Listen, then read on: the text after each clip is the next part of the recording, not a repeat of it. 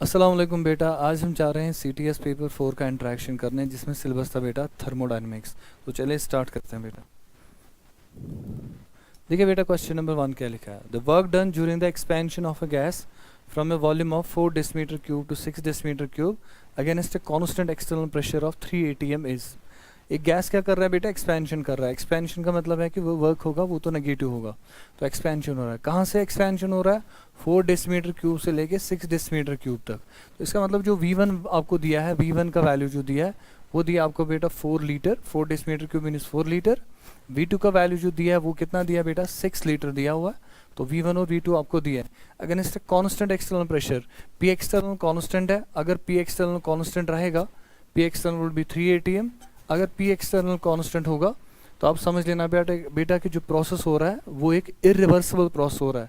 और irreversible process में अगर आपको वर्क निकालना है, उसका फॉर्मूला होगा W is equal to minus P external into करेंगे हम बेटा डेल्टा V। तो किसके बराबर आएगा? W is equal to minus P external का वैल्यू दिया है बेटा 3 atm। डेल्टा V का वैल्यू कितना होगा? Delta V is equal to V2 minus V1। तो W की वैल्यू किसके बराबर आएगी? Work is equal to minus 3 atm। V2 का वैल्यू कितना दिया बेटा? 6 दिया है, 6 लीटर। माइनस करेंगे हम बेटा 4 litre which is equal to 2 litre. W जो आएगा, W is equal to minus 3 atm into यहाँ पे आएगा बेटा 2 लीटर। तो हमारा जो W का वैल्यू आएगा, W इज इक्वल टू वो आएगा बेटा माइनस 3 इंटू 2 इज 6, वो आएगा minus 6 atm litre. W would be equal to minus 6। हमारा जो आंसर है वो जूल्स में दिया है, तो हमें जो अपने आंसर को क्या करना है बेटा, चेंज करना है, जूल्स में लाना है। जूल्स में लाने के लिए क्या करेंगे, atm लीटर होता है बराबर 101.3 जूल्स के बराबर। सो W किसके बराबर आएगा? W is equal to minus 6 into 100 हो गया, ऑलमोस्ट 600 बेटा।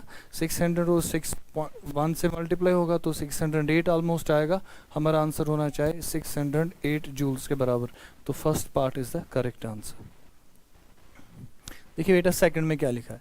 In an isochoric process the increase in internal energies. अगर प्रोसेस होगा आइसोकोरिक प्रोसेस का मतलब क्या है कि जो वॉल्यूम है वो तो कांस्टेंट है, वॉल्यूम चेंज नहीं होगा। अब इंटरनल एनर्जी अगर इंक्रीज होगा, कैसे इंक्रीज होगा? आइसोकोरिक प्रोसेस में जो वर्क होता है वो तो बेटा जीरो होगा। वर्क की वजह से इंटरनल एनर्जी चेंज होने वाला नहीं है। अगर होगा इंटरनल एनर्जी चेंज, वो होगा सिर्फ और सिर्फ किसकी वजह से बेटा? हीट एनर्जी की वजह से। अब क्या लिखा है यहाँ पे? In an isochoric process volume is constant, the increase in internal energy. जो इंटरनल एनर्जी होगी वो तो बढ़ेगी, कितना बढ़ेगी और किसकी वजह से बढ़ेगी? Equal to heat absorbed. सीधा आंसर है कि जितना हीट एब्जॉर्ब होगा उतना इंटरनल एनर्जी बढ़ेगा। और आप उसको निकाल सकते हैं बेटा फ्लॉट से, फर्स्ट लॉ ऑफ थर्मोडायनेमिक्स से। क्या कहता है first law of thermodynamics? Delta U is equal to Q plus W। और आप लिखते हैं delta U it is equal to, यहाँ पे लिख देंगे Q प्लस W लिखेंगे बेटा माइनस P डेल्टा V। अब प्रोसेस लिखा है आइसोकोरिक। अगर आइसोकोरिक होगा, change in volume must be zero. If change in volume is zero, this entire quantity will be equal to zero. Therefore जो delta U होगा, delta U is equal to Q के बराबर। अब यहाँ पे लिखा है इंक्रीज इन इंटरनल एनर्जी। इसका मतलब अगर इसका साइन प्लस होगा, इसका साइन भी क्या होगा? प्लस। तो increase in internal energy would be equal to the heat energy absorbed by the system at constant volume, it is equal to the heat energy absorbed. देखिए बेटा, नेक्स्ट क्या ले लेंगे हम? नेक्स्ट ले लेंगे 5 मोल of an ideal gas expand reversibly. आपको दिए हैं 5 मोल ऑफ एन आइडियल गैस, वो एक्सपेंड हो रहा है और रिवर्सिबली हो रहा है एक्सपेंड। अगर रिवर्सिबली एक्सपेंड हो रहा है, कहाँ से एक्सपेंड हो रहा है? From a volume of 8 decimetre cube to 80 decimetre cube at a temperature of 27 degree centigrade. The change in entropies, इसका आपको निकालना बेटा change in entropy. Change in entropy हम कैसे निकालते हैं? पहली बात हम देखेंगे कि चेंज इन एंट्रोपी अगर आपको निकालना होगा किसी प्रोसेस का भी, उसका जनरल इक्वेशन याद रखेंगे आप। Delta S is equal to NCV ln of T2 upon T1 plus NR ln of V2 by V1, ln of V2 upon V1। ये आपका जनरल इक्वेशन है जिससे आप निकाल सकते हैं बेटा चेंज इन एंट्रोपी। तो इस इक्वेशन को देखिए और देखिए हमारे पास क्या है। पहली बात, हमें दिया है कि ये जो टेम्परेचर है एक ही वैल्यू दिया है बेटा, 27 डिग्री सेंटीग्रेड दिया है टेम्परेचर। ये temperature is 27 degree centigrade which means temperature of the system remains constant. अगर टेम्परेचर कांस्टेंट रहेगा तो ये जो टेम्परेचर वाला टर्म होगा, ये वाला टर्म, ये हमें नहीं चाहिए क्योंकि इसमें टेम्परेचर कांस्टेंट है, तो T1 T2 के बराबर होगा, ये वाला टर्म सारा जीरो हो जाएगा। अब हमारा जो टर्म बचेगा वो बचेगा डेल्टा एस वाला, वो वाला राइट साइड वाला टर्म। डेल्टा एस किसके बराबर आएगा बेटा, NR ln of V2 by V1, ln of V2 upon करेंगे बेटा V1 के बराबर। इसका वैल्यू देखेंगे हम, इसका वैल्यू कितना आएगा, it's value would be equal delta S निकालेंगे तो कैसे निकालेंगे, delta S is equal n की वैल्यू आपको दी है बेटा 5 मोल लिखा है, इनटू r का वैल्यू लिखेंगे अब 25/3 हो गया 25/3। अब मेक श्योर कि यहाँ पे एक चीज़ का ख्याल रहे बेटा, ख्याल किस बात का रखना है कि जो यहाँ पे वैल्यू दिया वो दिया जूल्स में। अगर ये वैल्यू दिया होता बेटा किलो जूल्स में, तब आपको थोड़ा सा इसका आइडिया होना चाहिए कि किलो जूल्स में जो वैल्यू लेना है वो कैसे लेंगे हम। तो आपको फिर आर का जो यूनिट होगा उसको जूल्स में कन्वर्ट, किलो जूल्स में कन्वर्ट करना पड़ेगा, तब आपको यहाँ पे लिखना पड़ेगा इसका किलो जूल्स में जो आंसर होगा। तो 25/3 अभी जूल्स में दिया है, अभी जूल्स में करना है, तो 25/3। उसके बाद लिखेंगे आप एलन के बदले लिखेंगे बेटा 2.303 इंटू लिख लेंगे क्या बेटा लॉग ऑफ। अब V2 की वैल्यू कितनी है, V2 की वैल्यू दी है बेटा 80, V1 की वैल्यू दी है 8, तो ये बनेगा 80 डिवाइड बाई 8, 80 डिवाइड बाई 8 होगा log of 10 which would be equal to 1। तो हमारा जो आंसर आएगा, आंसर क्या निकलेगा, डेल्टा एस इज इक्वल वो आएगा 5 into 25/3, 5 into 25 is 125, 125 divide by आएगा 3 इंटू कर लेंगे हम कौन सा वैल्यू बेटा 2.3, इसको लिख देंगे बेटा 2.3। जो डेल्टा सा आएगा it is equal 125 into 2.3, it is almost equal to 287। तो ये बेटा आएगा 287 के बराबर, 287 डिवाइड बाई 3, इसका आंसर निकालेंगे delta S is equal to 287 means approximately आप मान लीजिए 300 के बराबर है, 300/3 वुड हैव बीन 100। तो यहाँ पे जो इसका आंसर आएगा, और ये आंसर जो है बेटा प्लस होगा, पॉजिटिव वैल्यू आएगा इसका 287/3 विच वुड इक्वल टू 95.73 के बराबर आएगा। इसी का यूनिट आएगा बेटा जूल पर केल्विन। तो ऐसे आप आंसर निकालेंगे। तो एंट्रोपी का इक्वेशन याद रखें, कभी इसका जो वैल्यू होगा टेम्परेचर कांस्टेंट नहीं होगा, अगर टेम्परेचर भी चेंज होता होगा तो आपको ये वाला इक्वेशन भी लेना पड़ेगा और ये वाला भी, दोनों को कंबाइन करके ही आपको आंसर निकालना। देखिए बेटा नेक्स्ट क्या लिखा है, the latent heat of vaporisation of water. Water को आपको दिया है लेटेंट हीट ऑफ वेपराइजेशन किस टेम्परेचर पे दिया है, 100 degree centigrade, it is equal to 540 calorie per gram. अब डेटा जो दिया है वो दिया 540 कैलोरी पर ग्राम, इसका लेटेंट हीट ऑफ वेपराइजेशन दिया 100 डिग्री सेंटीग्रेड पे 540 कैलोरी की पर ग्राम। आपको क्या निकालना है, ये ग्राम वाइज डेटा दिया हुआ है। कैलकुलेट द एंट्रोपी इंक्रीज, आपको एंट्रोपी में देखना है कितना इंक्रीज होगा जब when 1 mole of water at 100 degree centigrade is evaporated. अगर आप वाटर के कितने मोल्स इवेपोरेट करेंगे, 1 mole of water, which means आपको जो आंसर निकालना है वो 1 मोल के लिए निकालना है। अगर 1 मोल के लिए निकालना है, किस टेम्परेचर पे निकालना है, 100 डिग्री सेंटीग्रेड पे, आपको जो डेटा दिया है enthalpy of vaporisation, latent heat of vaporisation, वो पर ग्राम दिया है। तो हमें क्या करना पड़ेगा, जो हमें लेटेंट हीट ऑफ वेपराइजेशन दिया पर ग्राम, हमें उसको पहले कन्वर्ट करना है। कन्वर्ट किस में करना है, लेटेंट हीट ऑफ वेपराइजेशन पर मोल, हमें 18 ग्राम के लिए निकालना है। तब हम देखेंगे कि लेटेंट हीट ऑफ ये चेंज इन एंट्रोपी जो होगा, या दिस एंट्रोपी इंक्रीज जो होगा, वो एंट्रोपी इंक्रीज कितना निकलेगा। तो पहली बात हम क्या करेंगे, पहले हम लिखेंगे लेटेंट हीट पर ग्राम, जो हमें डेटा दिया है बेटा, लेटेंट हीट पर ग्राम। लेटेंट हीट पर ग्राम कितना दिया, लेटेंट हीट पर ग्राम इट इज इक्वल टू कितना दिया बेटा 540 कैलोरी, 540 कैलोरी पर ग्राम आपको दिया है लेटेंट हीट ऑफ पर ग्राम। मैं निकालूंगा बेटा लेटेंट हीट पर mole of water, latent heat पर मोल ऑफ वाटर। अगर आप निकालेंगे लेटेंट हीट पर मोल, वो किसके बराबर आएगा, 1 ग्राम का बेटा 540 इंटू करेंगे बेटा हम 18, तो इसका जो आंसर आएगा वो आएगा 9720 के बराबर, 9720 कैलोरी। अब ये पर ग्राम नहीं आएगा, अभी आएगा बेटा पर मोल। तो आपने 1 ग्राम के लिए आपको डेटा दिया था 540 कैलोरी पर ग्राम, आपने पर मोल के लिए निकाला it is 540 into 18 which is equal to 9720 calorie per mole. तो ये पर मोल के लिए। अब आपको निकालना क्या है बेटा, आपको निकालना है एंट्रोपी इंक्रीज। आपको पता है एंट्रोपी इंक्रीज किसके बराबर, delta S is equal to कितनी हीट एनर्जी एब्जॉर्ब होगी, वो होगा Q डिवाइड बाई T। उसके बाद कितनी हीट एनर्जी एब्जॉर्ब होगी, वो होगी 9720 डिवाइड करेंगे इसको टेम्परेचर से। टेम्परेचर दिया 100 degree centigrade which is equal to 373 kelvin. इन दोनों को हम आंसर निकालेंगे तो हमारा जो आंसर आएगा वो आएगा जूल पर केल्विन पर मोल। कैलोरी आएगा, इनफैक्ट हमारा जो यूनिट दिया है वो जूल्स में नहीं आएगा क्योंकि कैलोरीज में डेटा दिया है, तो हम लिखेंगे calorie per kelvin per mole, जो भी आंसर आएगा। तो इसका जो आंसर आएगा, आंसर आना चाहिए बेटा, आप इसको देखिए बेटा, इसका जो आंसर आएगा 9720 ऑलमोस्ट आएगा 3, इसका आंसर आएगा 26 के बराबर आएगा इसका answer. It would be equal to 26 calorie per kelvin per mole आएगा बेटा इसका आंसर।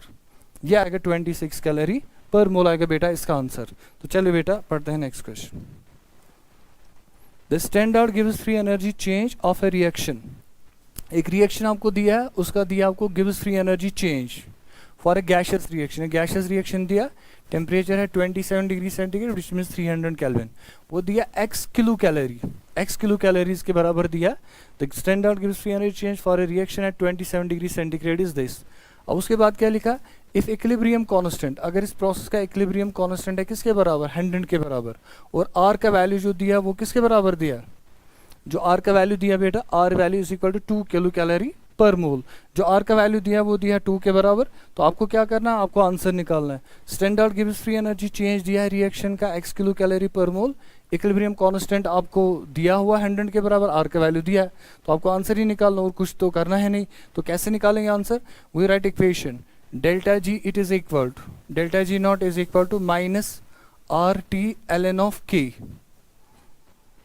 जब कोई प्रोसेस इक्विलिब्रियम पे होगा बेटा, इक्विलिब्रियम पे हम यहाँ पे लिखते हैं, यहाँ पे तो रिएक्शन कोशेंट आना चाहिए, वहाँ आएगा इक्विलिब्रियम कांस्टेंट। अब डेल्टा जी नॉट का वैल्यू कितना लिखा बेटा, x होगा, x it is equal to minus r का वैल्यू कितना दिया बेटा, 2 हो गया, 2 इंटू टेम्परेचर कितना दिया बेटा, टेम्परेचर दिया बेटा 27 degree centigrade which is equal to 300 kelvin. उसके बराबर, उसके बाद क्या दिया बेटा, k का वैल्यू दिया, k का वैल्यू दिया 100 which is equal to ln of k लिखा है, हम लिखेंगे 2.3 इंटू करेंगे हम बेटा 2.303 लॉग ऑफ कितना दिया वैल्यू उसका, equilibrium constant of the reaction is 100, log of 100। So x की वैल्यू कितनी आ गई, it is equal to -2 into 300 which is equal to 600, वो आएगा बेटा 600 इंटू 2.3 इंटू क्या करेंगे बेटा, लॉग ऑफ 100 हो गया log of 10 to the power 2, तो ये बनेगा log m raise power n, ये जो 2 होगा यहाँ पे मल्टीप्लाई हो जाएगा, इस x का वैल्यू आप निकाल सकते हैं, -2 जब आएगा यहाँ मल्टीप्लाई हो जाएगा, वो बनेगा 1200 इंटू आएगा बेटा 2.3। तो x का जो वैल्यू आएगा, x का वैल्यू आप कैलकुलेट करके देखिए बेटा, x का वैल्यू कितना आएगा, एक तो हो गया 1200 into 2 which is equal to होगा लगभग 2400, और जो 2400 होगा 1200 का लगभग 0.3 1200 का 30% ऑलमोस्ट मान लो, वो क्या लगभग 400 के बराबर, लगभग 400 के बराबर। तो इसका आंसर आएगा लगभग 2700 के करीब, तो आएगा -2763 के बराबर आएगा ये वैल्यू। अगर आप इसको 2763 बेटा 2763 के बराबर आएगा, 2763.6 आएगा। अब इसका जो यूनिट होगा, यूनिट किस में निकालना आपको, आपको निकालना है x, तो ये किलो कैलोरीज में निकालना है। हमें किस में आंसर चाहिए बेटा, किलो कैलोरीज में, एक equilibrium standard gives free energy of x kilo calories, तो हमें किलो कैलोरीज में चाहिए, यहाँ तक जो आंसर आएगा बेटा वो आएगा कैलोरीज में। तो अगर कैलोरीज में आएगा तो हमें किलो कैलोरीज में निकालना है, इसको डिवाइड करेंगे 1000 से which would be equal to 2. Answer तो आएगा बेटा -2.76, यह आएगा किलो कैलोरीज, इसका आंसर आएगा -2.76 किलो कैलोरी पर केल्विन। तो ये आएगा बेटा आंसर इसका, ठीक है। तो चलिए बेटा आगे देखते हैं next question. The favourable condition for a spontaneous reaction are, spontaneous reaction के फेवरेबल कंडीशंस क्या क्या है। पहली बात है कि अगर कोई प्रोसेस को स्पॉन्टेनियस बनना है, उसमें एनर्जी में डिक्रीज अगर होगा तो वो स्पॉन्टेनियस बना सकता है उसको, उसके एंट्रोपी में अगर इंक्रीज होगा तब भी वो उसको स्पॉन्टेनियस बना सकता है, और अगर दोनों फेवरेबल हो गए तब तो स्पॉन्टेनियस होगा ही। तो इसके लिए हमारे पास जो इक्वेशन है वो इक्वेशन क्या है, delta G it is equal to delta H minus T delta S.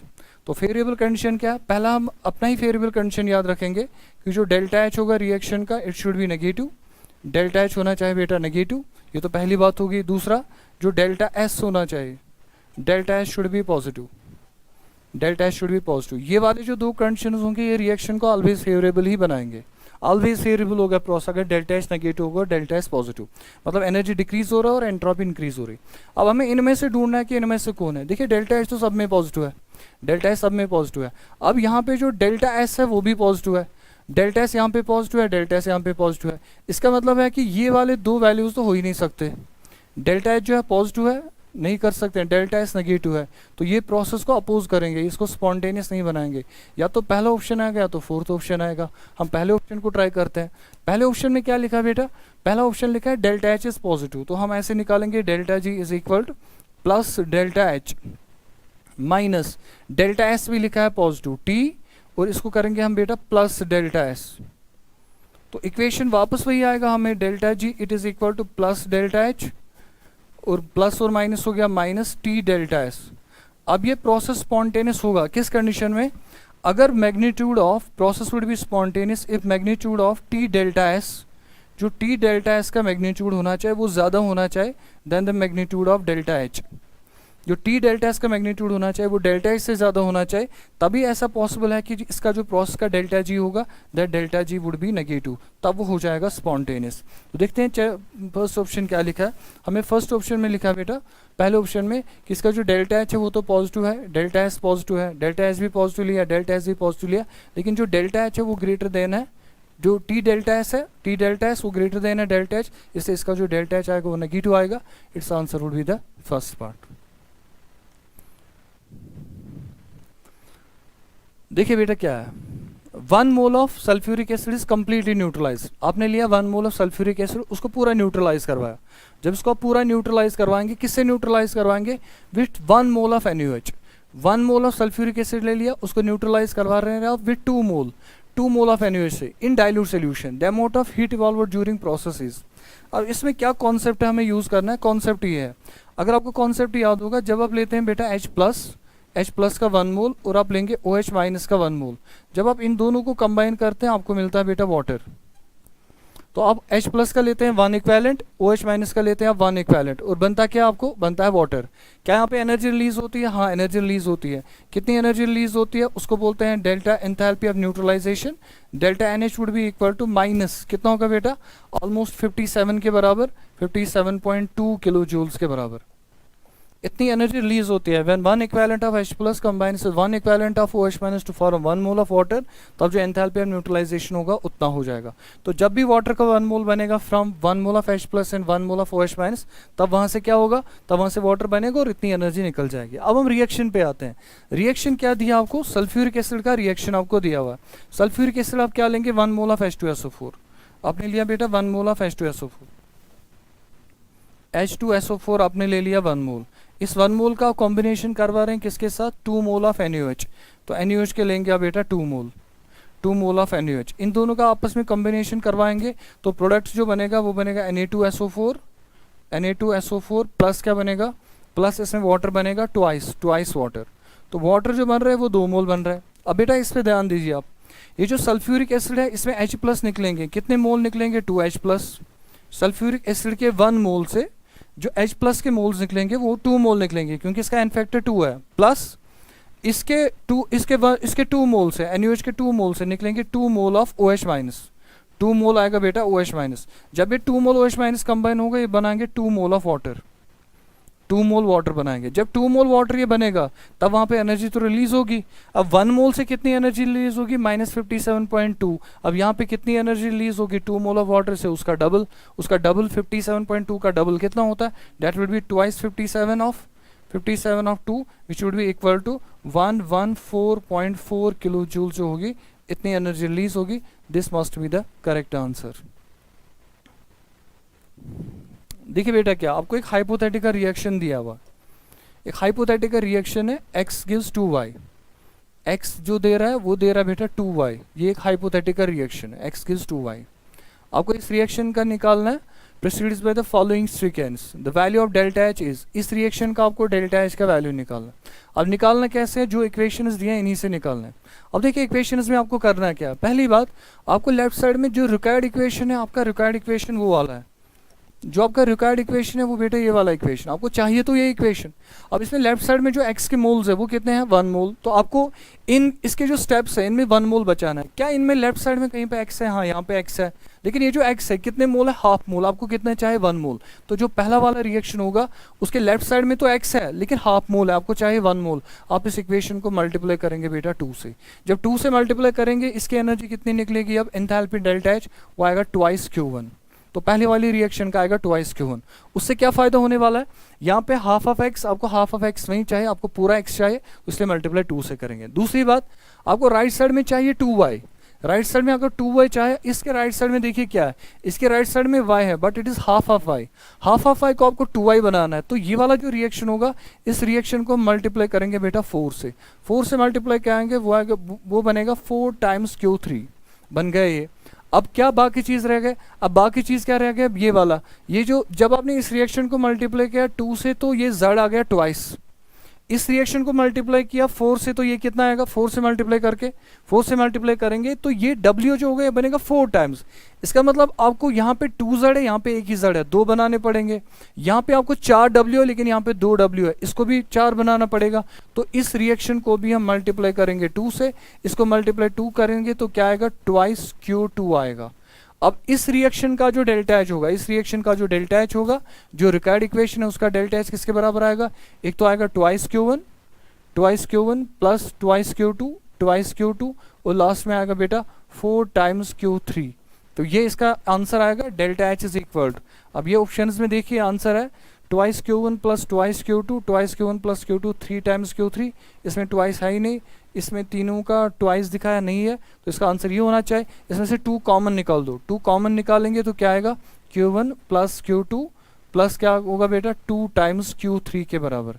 तो ये आएगा इसका answer, this must be it is correct answer. तो ये आएगा बेटा इसका आंसर।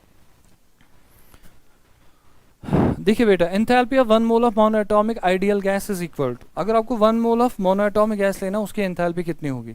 अब एंथैल्पी समझिए ना बेटा, एंथैल्पी होता है डेल्टा एच। डेल्टा एच आपको होता है बेटा बराबर QP के बराबर। Heat absorbed at constant pressure वो होता है बेटा बराबर CP के बराबर। Enthalpy of 1 mole of monoatomic ideal gas, आपको एक आइडियल गैस दिया, मोनोएटॉमिक आइडियल गैस है, उसका क्या है? आइडियल गैस अगर दिया उसकी एंथैल्पी कितनी होगी? एंथैल्पी डेल्टा एच होगा QP के बराबर। QP is equal to CP। अब जो CP of 1 mole of ideal gas होता है, CP पर मोल कितना होता है? CP that's equal to 5/2 RT, वो होगा 5/2 RT। आपने CVCP का जब टेबल बनाया होगा उसमें आपने सारे वैल्यूज लिखे होंगे। मोनोएटॉमिक गैस का जो CP होता है वो होता है 5/2 RT। CP होता है heat absorbed at constant pressure, heat absorbed at constant pressure is equal to the change in enthalpy, तो बनेगा डेल्टा एच के बराबर, आंसर आएगा 5/2 RT। When a gas is compressed adiabatically, gas को कंप्रेस करना है adiabatically and reversibly, the final temperature is, final temperature क्या हो जाएगा? तो गैस का अगर कंप्रेशन ही करना है बेटा, कंप्रेशन जब गैस का करेंगे, लेकिन कैसे करना है इसको याद रखना, adiabatically and reversibly। तब इसका इक्वेशन जो आएगा ना, for adiabatic reversible process, adiabatic reversible process अगर होगा, adiabatic reversible process, उसका जो इक्वेशन आता है वो आता है T into V raise power gamma, 2 into V raise power gamma is equal to constant. ये आएगा बेटा इसका answer, T into V raise power gamma is equal to constant, ये इसका इक्वेशन है। अब इसमें जो गामा की वैल्यू है, गामा का वैल्यू जो होगा वो गामा का वैल्यू होता है always greater than 1, poisonous ratio जिसको आप बोलते हैं। ये होता है gamma is equal to CP/CV, ये होता है CP/CV। वो जो CP/CV होगा ये ऑलवेज ग्रेटर देन किससे होता है बेटा? 1 से। अगर ऑलवेज होगा ग्रेटर देन 1 CP/CV, तब CP/CV ऑलवेज ग्रेटर देन 1 है, तो इसका मतलब है कि अगर इन दोनों का मल्टीप्लिकेशन कांस्टेंट है। अब आप क्या करें, अब आप कंप्रेशन कर रहे हैं, कंप्रेशन में क्या होगा बेटा? जो वॉल्यूम होगा वो डिक्रीज हो जाएगा। अगर वॉल्यूम डिक्रीज होगा तो सीधी सी बात है टेम्परेचर तो बढ़ना चाहिए। क्यों बढ़ना चाहिए? क्योंकि ये दोनों आपस में इन्वर्स फंक्शंस बनेंगे। वॉल्यूम डिक्रीज होगा, टेम्परेचर इंक्रीज होगा, इनका मल्टीप्लिकेशन क्या रहना चाहिए? कांस्टेंट। अरे एक अगर घट रहा है तो दूसरा बढ़ेगा, अगर वॉल्यूम कम हो रहा है टेम्परेचर तो बढ़ना ही चाहिए। तो अगर टेम्परेचर बढ़ेगा तो टेम्परेचर इंक्रीज, अगर टेम्परेचर बढ़ा तब क्या होगा? Higher than the initial temperature, ये इसका आंसर होगा। लोअर नहीं आ सकता, सेम नहीं आ सकता है, depending upon the rate of compression, उस पर भी डिपेंड नहीं करेगा। जितना कंप्रेशन आप ज़्यादा करेंगे उतना टेम्परेचर ज़्यादा बढ़ेगा। तो याद रखना जो टेम्परेचर होगा higher than the initial temperature. देखिए बेटा क्या है, for the reversible isothermal expansion of 1 mole of an ideal gas, आपने लिया आइडियल गैस का 1 मोल, आइडियल गैस आपने 1 वो लिया, उसका करवा रहे हैं आप reversible expansion of an ideal 300 from a volume of 10 to 20 delta H is. Delta H कैसे निकालेंगे, आसान है, अगर आप रिवर्सिबल एक्सपेंशन करवा रहे हैं, अब इसमें एक टर्म लिखा है, पहली टर्म देखिए आप बेटा, इसका जो टर्म लिखा है वो लिखा है आइसोथर्मल एक्सपेंशन। अब समझिए ना, यहीं से जो प्रोसेस है वो बेटा आइसोथर्मल है।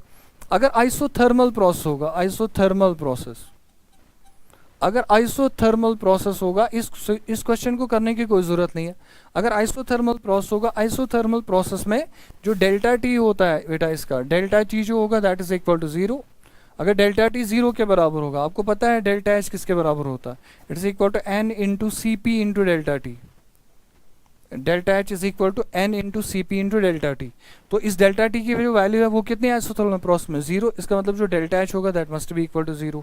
तो इसका ये ऑप्शन आएगा, delta H is equal to 0। Process सीधे दिया है, आइसोथर्मल प्रोसेस पहले ही लिखा है, तो डेल्टा टी 0 है, delta H equal to N C P delta T, delta H would be equal to 0 के बराबर होगा। Question number 62, which is true for the combustion of sucrose. अगर सक्रोज का कंबशन करना है तो इनमें से क्या ट्रू है। कंबशन ऑफ सक्रोज करेंगे तो क्या होगा, कार्बन डाइऑक्साइड वाटर प्रोडक्ट बनेगा, आपको बताना है डेल्टा एच और डेल्टा ई का रिलेशनशिप। कंबशन करवाएं तो क्या बनेगा, C12H22O11, O11 प्लस ऑक्सीजन के साथ कंबशन करवाएंगे तो प्रोडक्ट क्या बनेगा, प्रोडक्ट देखिए, जब प्रोडक्ट बनेगा कार्बन 12 है तो सीधी बात है 12 टाइम्स कार्बन डाइऑक्साइड बनेगा, प्लस उसके बाद हाइड्रोजन देखिए कितने हैं 12, तो 11 टाइम 22 हम लेंगे 11 टाइम्स वाटर, 11 टाइम्स वाटर। अब ऑक्सीजन कितने रह गए, 11 तो यहाँ पे है, ऑक्सीजन आ गए 24 आ गए ऑक्सीजन, और कितने वहाँ पे 11 है, तो इसको कर देंगे बेटा हम 12, इसको 12 करेंगे तो 11 ऑक्सीजन ऑलरेडी प्रेजेंट है। अब इस प्रोसेस का हमें क्या निकालना है, डेल्टा एन जी। अगर इसका डेल्टा एन जी निकालेंगे तो डेल्टा एन जी किसके बराबर आएगा, इसका डेल्टा एन जी, ऑक्सीजन तो गैस होगा, जो सक्रोज होता है वो तो खुद सॉलिड होता है, कार्बन डाइऑक्साइड गैस स्टेट में बनाएंगे तो कंबशन होगा, तो कंबशन गैस स्टेट में आएगा। अब इसका डेल्टा एन जी जो होगा, डेल्टा एन जी किसके बराबर आएगा बेटा, डेल्टा एन जी आएगा, it is equal to 12 plus 11 कितने हो गए 33, 33 को हम 12 माइनस करेंगे तो जो इसका डेल्टा एन जी आएगा वो आएगा पॉजिटिव। जो बेटा इसका डेल्टा एन जी होगा वो क्या आएगा, पॉजिटिव। अगर डेल्टा एन जी पॉजिटिव आ गया, इक्वेशन क्या लिखा है बेटा आपको, delta H is equal to delta U plus delta N G R T, delta N G R T. तो अगर डेल्टा एन जी ही पॉजिटिव है, इसका मतलब डेल्टा यू के वैल्यू में कुछ और ऐड करना पड़ेगा। डेल्टा एन जी पॉजिटिव है, आर भी पॉजिटिव है, टेम्परेचर भी पॉजिटिव है, इस डेल्टा एन जी और आर ओ टी को कंबाइन मिला के किस में ऐड करना है, डेल्टा यू में, तब किसके बराबर आएगा, डेल्टा एच के बराबर। इसका मतलब है कि जो डेल्टा एच का वैल्यू होना चाहिए वो ज़्यादा होना चाहिए दैन डेल्टा यू, या इसको ऐसे भी लिख सकते हैं, डेल्टा एच का वैल्यू जो होगा वो ज़्यादा होगा दैन डेल्टा ई, क्योंकि इंटरनल एनर्जी को आप यू से भी दिखाते हैं, ई से भी दिखाते हैं, इसलिए इसका जो करेक्ट ऑप्शन होगा, it's correct option would B first option. Which is the sign of, what is the sign of delta G for the process of melting of process of ice melting at 280 Kelvin। अगर आपको ice को melt करना है 280 Kelvin पे, तो उसका जो sign of delta G होगा वो क्या होगा। पहली बात है, आप आइस ले लीजिए, अगर उसको मेल्ट करना, उसका जो मेल्टिंग पॉइंट होगा, मेल्टिंग पॉइंट होगा आइस का बेटा 0 डिग्री सेंटीग्रेड। आइस को मेल्ट करना है तो 0 डिग्री पे मेल्ट होगा, अगर 0 डिग्री पे मेल्ट होगा वो कितना हो गया 273 Kelvin। इसका मतलब 273 पे तो वो केल्विन हो रहा है। अब 273 पे तो मेल्ट हो रहा है, अगर मेल्ट हो रहा है वो फ्रीज भी तो होगा, क्योंकि फ्रीजिंग पॉइंट भी है।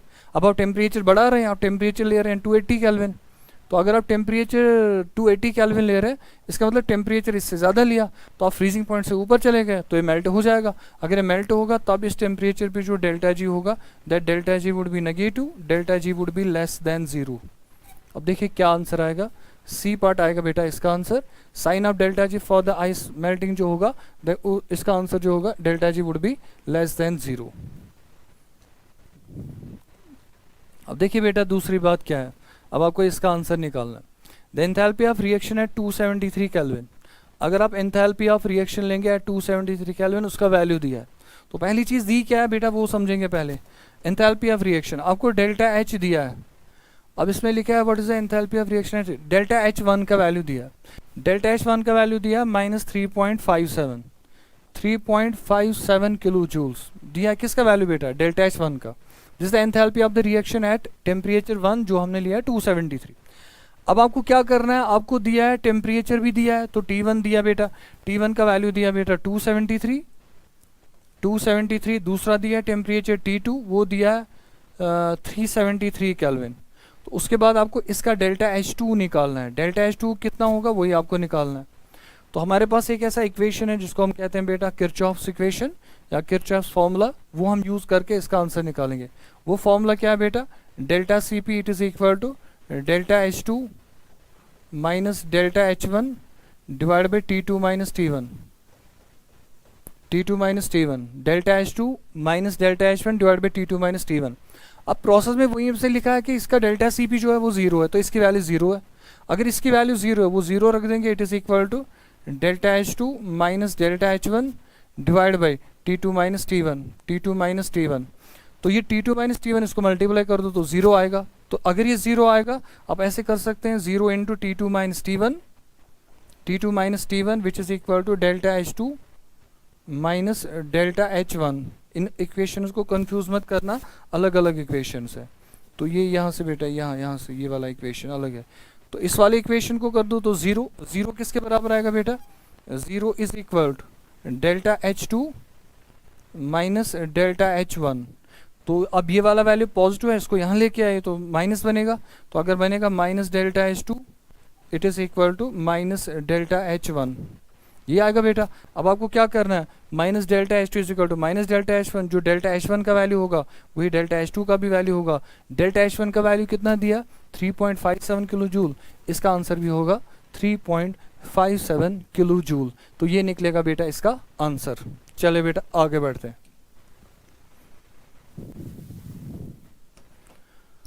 The enthalpy of formation of C2H4, enthalpy of formation आपको दिया है, एक तो C2H4 आपको पता ही है इट इज इथीन होगा, और कार्बन डाइऑक्साइड का दिया और वाटर का दिया है at 25 degree centigrade and 1 atm pressure. उनके एंथैल्पी दिया है। The enthalpy of combustion of C2H4 will be, जो C2H4 का एंथैल्पी ऑफ कंबशन होगा वो कितना होगा। तो वो एंथैल्पी ऑफ कंबशन हम कैसे निकालेंगे, देखिए बेटा आपको क्या करना है, आपको पहले तीनों के जो एंथैल्पी ऑफ फॉर्मेशन है वो लिखने हैं, वो रिएक्शन को लिखना है, तब आप इसका आंसर निकाल सकते हैं एंथैल्पी ऑफ फॉर्मेशन के रिएक्शन लिख के। तो हमारा जो रिक्वायर्ड इक्वेशन है, हमें कौन सा इक्वेशन चाहिए, रिक्वायर्ड इक्वेशन क्या हमें, या टारगेट इक्वेशन क्या, enthalpy of combustion of C2H4। तो C2H4 कंबाइन होगा, C2H4 प्लस ऑक्सीजन के साथ कंबाइन होगा, C2H4 प्लस ऑक्सीजन के साथ कंबाइन होगा। यहाँ पे प्रोडक्ट बनेगा, एक तो कार्बन डाइऑक्साइड बनेगा और उसके अलावा बनेगा बेटा यहाँ पे वाटर।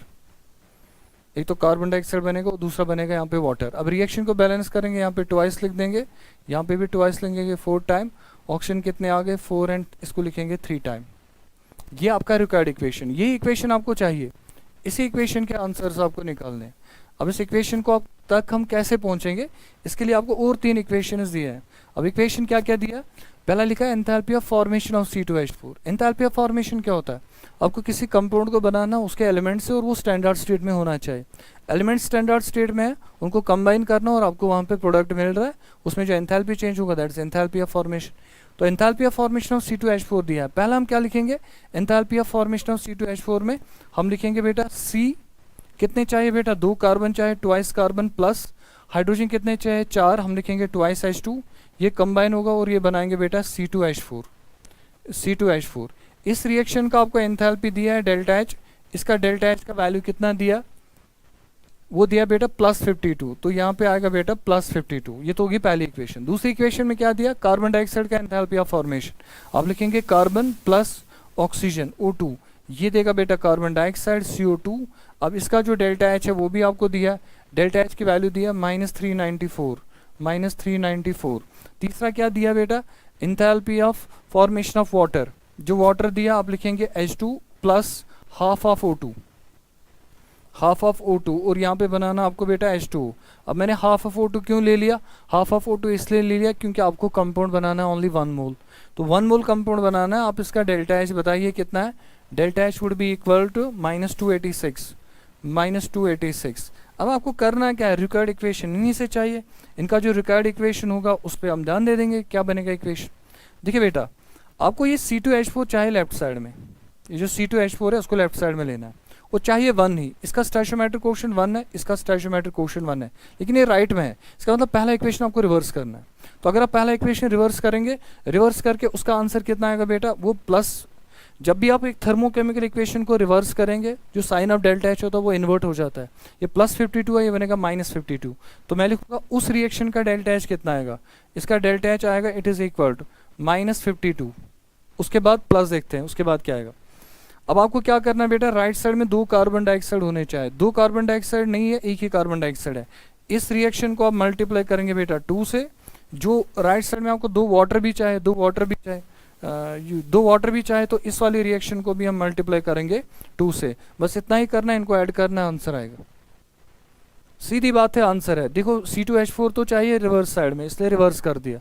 अब राइट साइड में आपको चाहिए 2 carbon dioxide 2 oxygen, 2 carbon dioxide 2 water, तो इसके लिए इसको 2 मल्टीप्लाई कर दो, आंसर आएगा।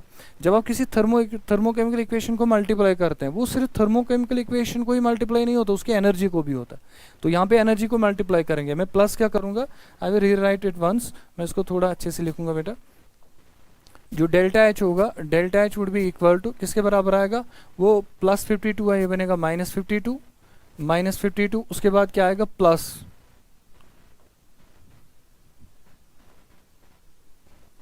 Delta H would be equal to -52 plus क्या करेंगे बेटा, ट्वाइस, प्लस आएगा ट्वाइस -394, तो माइनस साइन आएगा, इसको लिखेंगे ट्वाइस 394। उसके बाद प्लस क्या आएगा, ट्वाइस 286, लेकिन माइनस ट्वाइस 286। इस सब को सॉल्व करेंगे आप।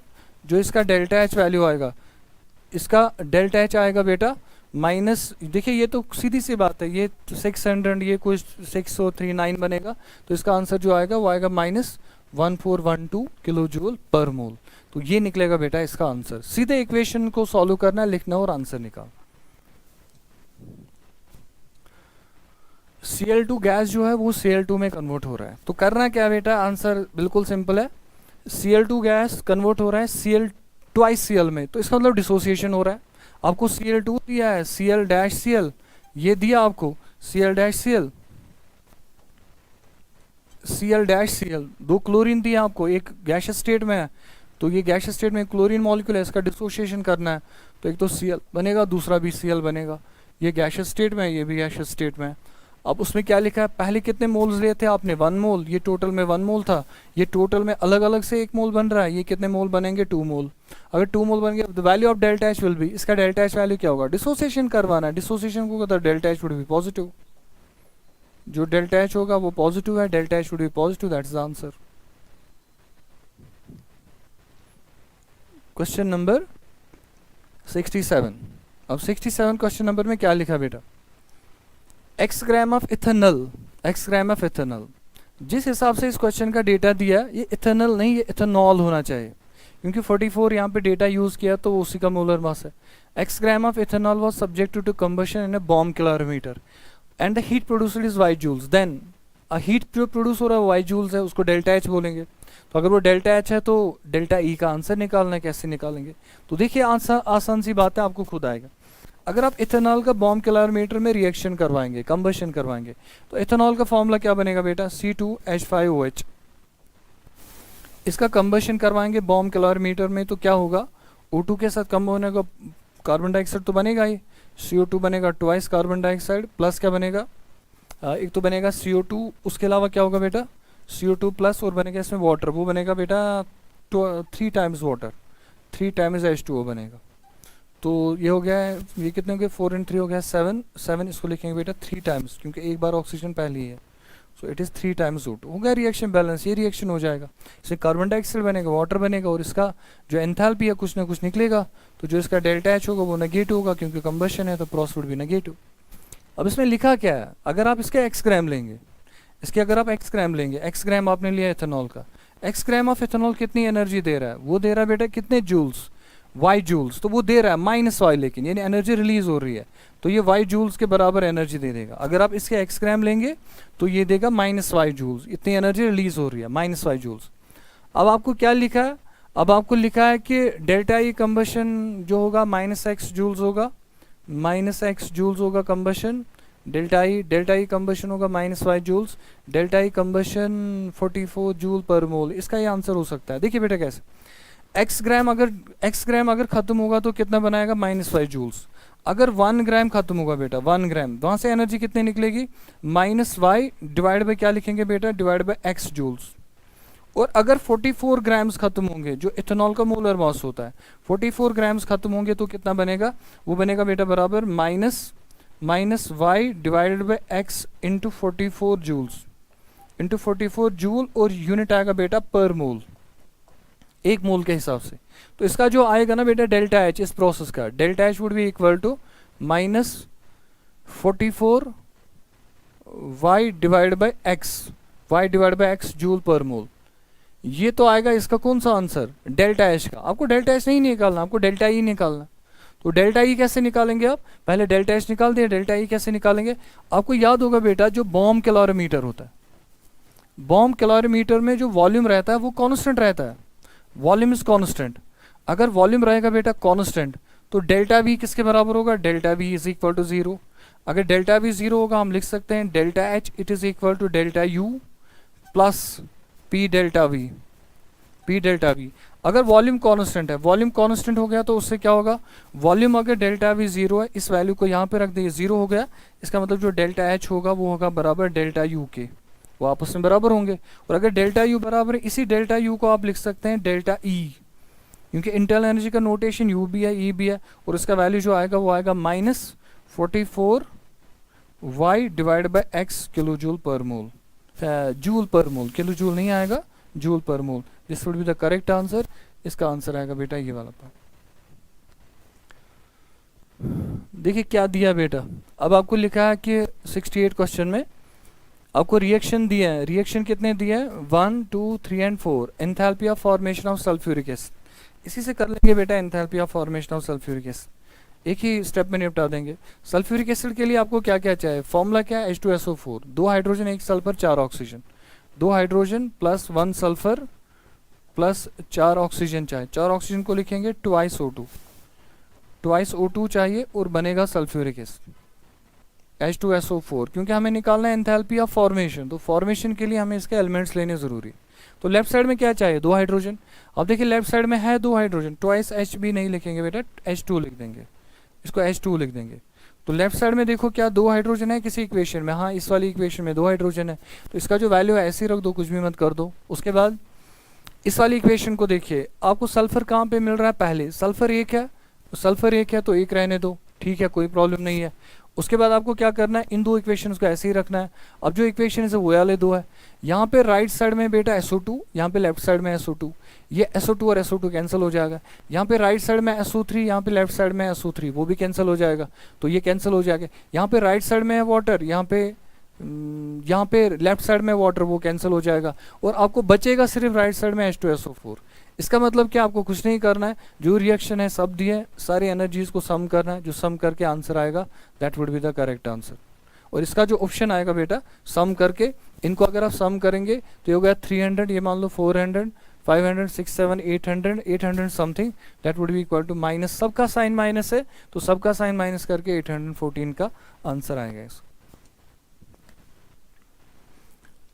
The heat of solution of anhydrous copper sulphate, अगर आपको एनहाइड्रस कॉपर सल्फेट दिया जाएगा, उसका हीट ऑफ सोल्यूशन आपको दिया है, एंड कॉपर सल्फेट पेंटाहाइड्रेट, उनको दोनों के वैल्यूज दिए हैं, what will the heat of hydration of anhydrous copper sulphate.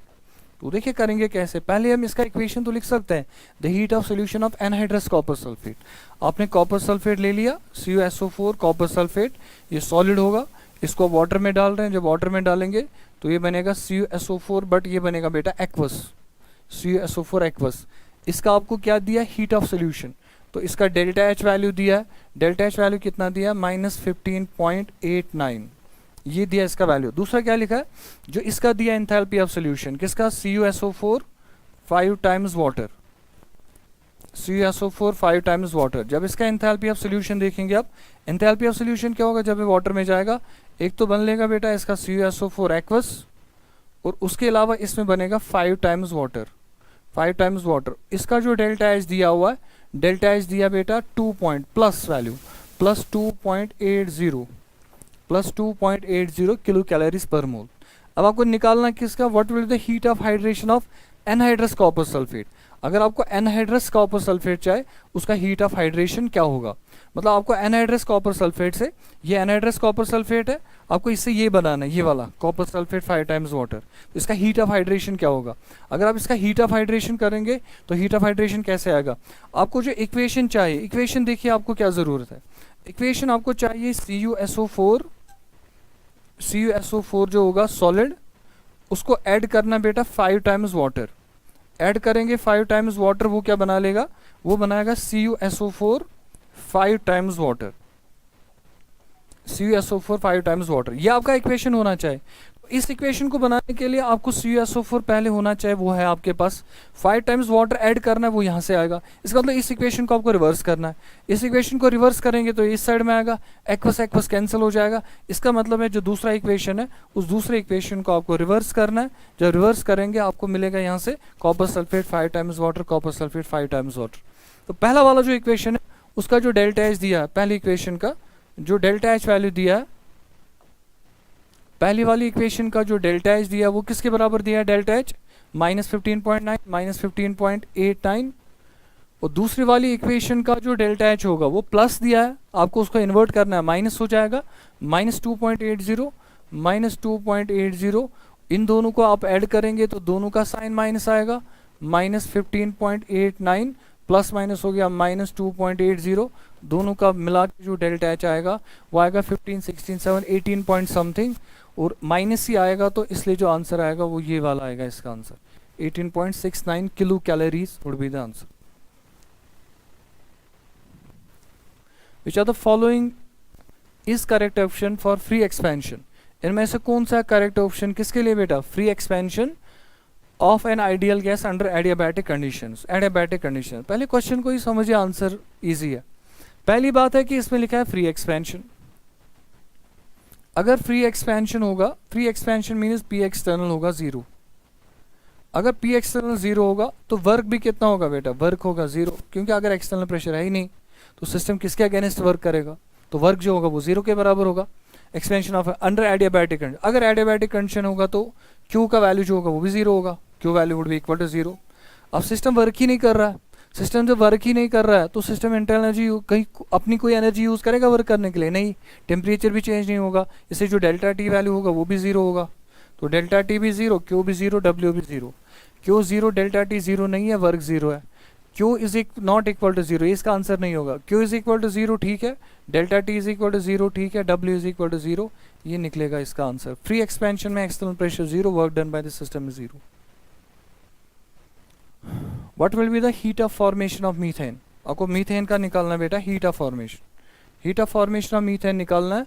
If the heat of combustion of carbon is this, heat of combustion of water is y and heat of combustion of methane is -z. What will the heat of formation of methane? पहले हम क्या लिखेंगे, heat of combustion of carbon। आपको पहले चाहिए क्या answer, पहले वो तो पता होना चाहिए। What will the heat of formation of methane? आपको कार्बन चाहिए और चाहिए 2 हाइड्रोजन, आपको twice H2 मिलना चाहिए बेटा, CH4 मीथेन मिलना चाहिए, इसी का आपको निकालना है बेटा delta H, delta H value कितना होगा। अब इसके लिए इक्वेशंस दिए हैं, उन इक्वेशंस को सॉल्व कर लेंगे। पहला इक्वेशन क्या दिया है, if the heat of combustion of carbon, carbon का हीट ऑफ कंबशन कितना है, carbon plus O2 it gives carbon dioxide, इसका जो डेल्टा एच है वो है बेटा -x के बराबर, इट्स इक्वल टू -x के बराबर। उसके बाद heat of formation of water, water लेंगे H2 plus half of O2 plus half of O2 जो होगा उससे क्या मिलेगा आपको बेटा, H2 मिलेगा वाटर, और उस वाटर का जो डेल्टा एच होगा, delta H would be equal to किसके बराबर आएगा बेटा, -y के बराबर, it would be equal to -y। And heat of combustion of methane, methane का हीट ऑफ कंबशन लेंगे, 1 मोल ऑफ मीथेन लेना है, उसको बर्न करना है, ट्वाइस O2 मिलेगा, और यहाँ पे मिलेगा आपको बेटा carbon dioxide plus twice water. इसका जो हीट ऑफ कंबशन दिया है डेल्टा एच वो दिया इक्वल टू -z। अब करना क्या है, आसान है, सिंपल है, हम इजीली कर सकते हैं इसको बेटा। अब देखिए बेटा करना है क्या आपको, पहली बात है कि आपको ये जो मीथेन है, मीथेन ये आपको चाहिए राइट साइड में, और हाइड्रोजन जो आपके चाहिए वो चाहिए 2। तो देखिए कैसे करना है इक्वेशन को सॉल्व। पहली बात, इक्वेशन हमें ये वाला चाहिए, इक्वेशन हमारा रिक्वायर्ड इक्वेशन ये है, कार्बन 1 चाहिए, 1 कार्बन है चलेगा, दो हाइड्रोजन है, एक ही हाइड्रोजन है, तो इस वाली इक्वेशन को 2 से मल्टीप्लाई कर लेंगे, हो गया 2 से मल्टीप्लाई। अब उसके बाद मीथेन जो है वो राइट साइड में चाहिए।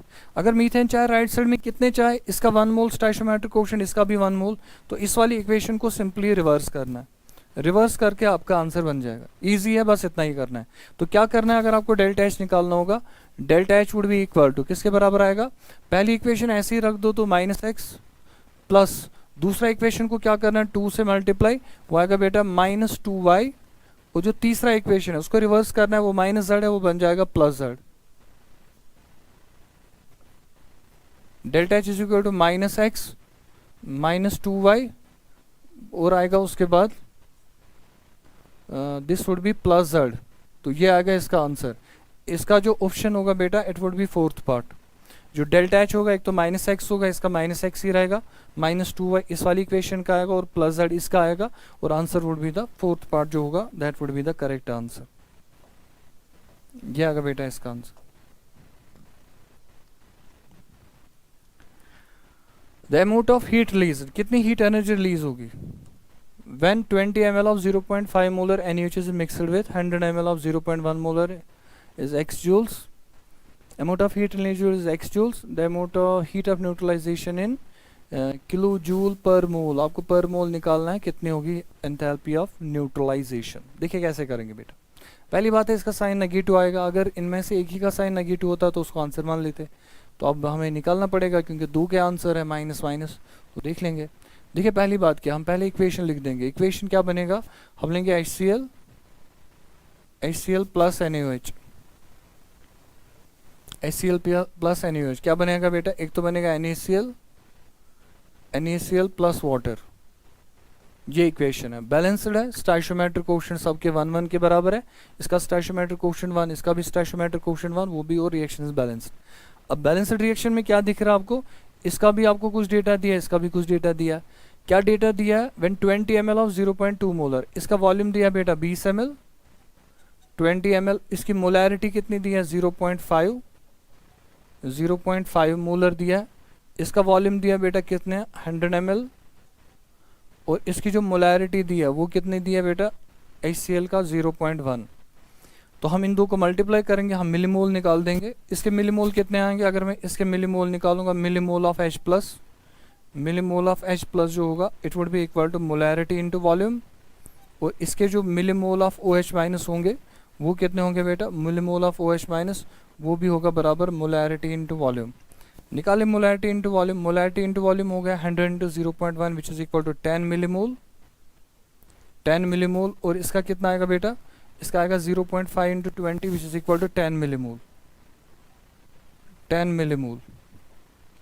तो पहली चीज़ जो आप नज़र में रखेंगे बेटा कि इसका जो आंसर आ गया वो आ गया 10। H प्लस के भी 10 मिलीमोल है, और जो OH माइनस आपको दिया उसके भी कितने मिलीमोल है 10 मिलीमोल, दोनों के 10 है।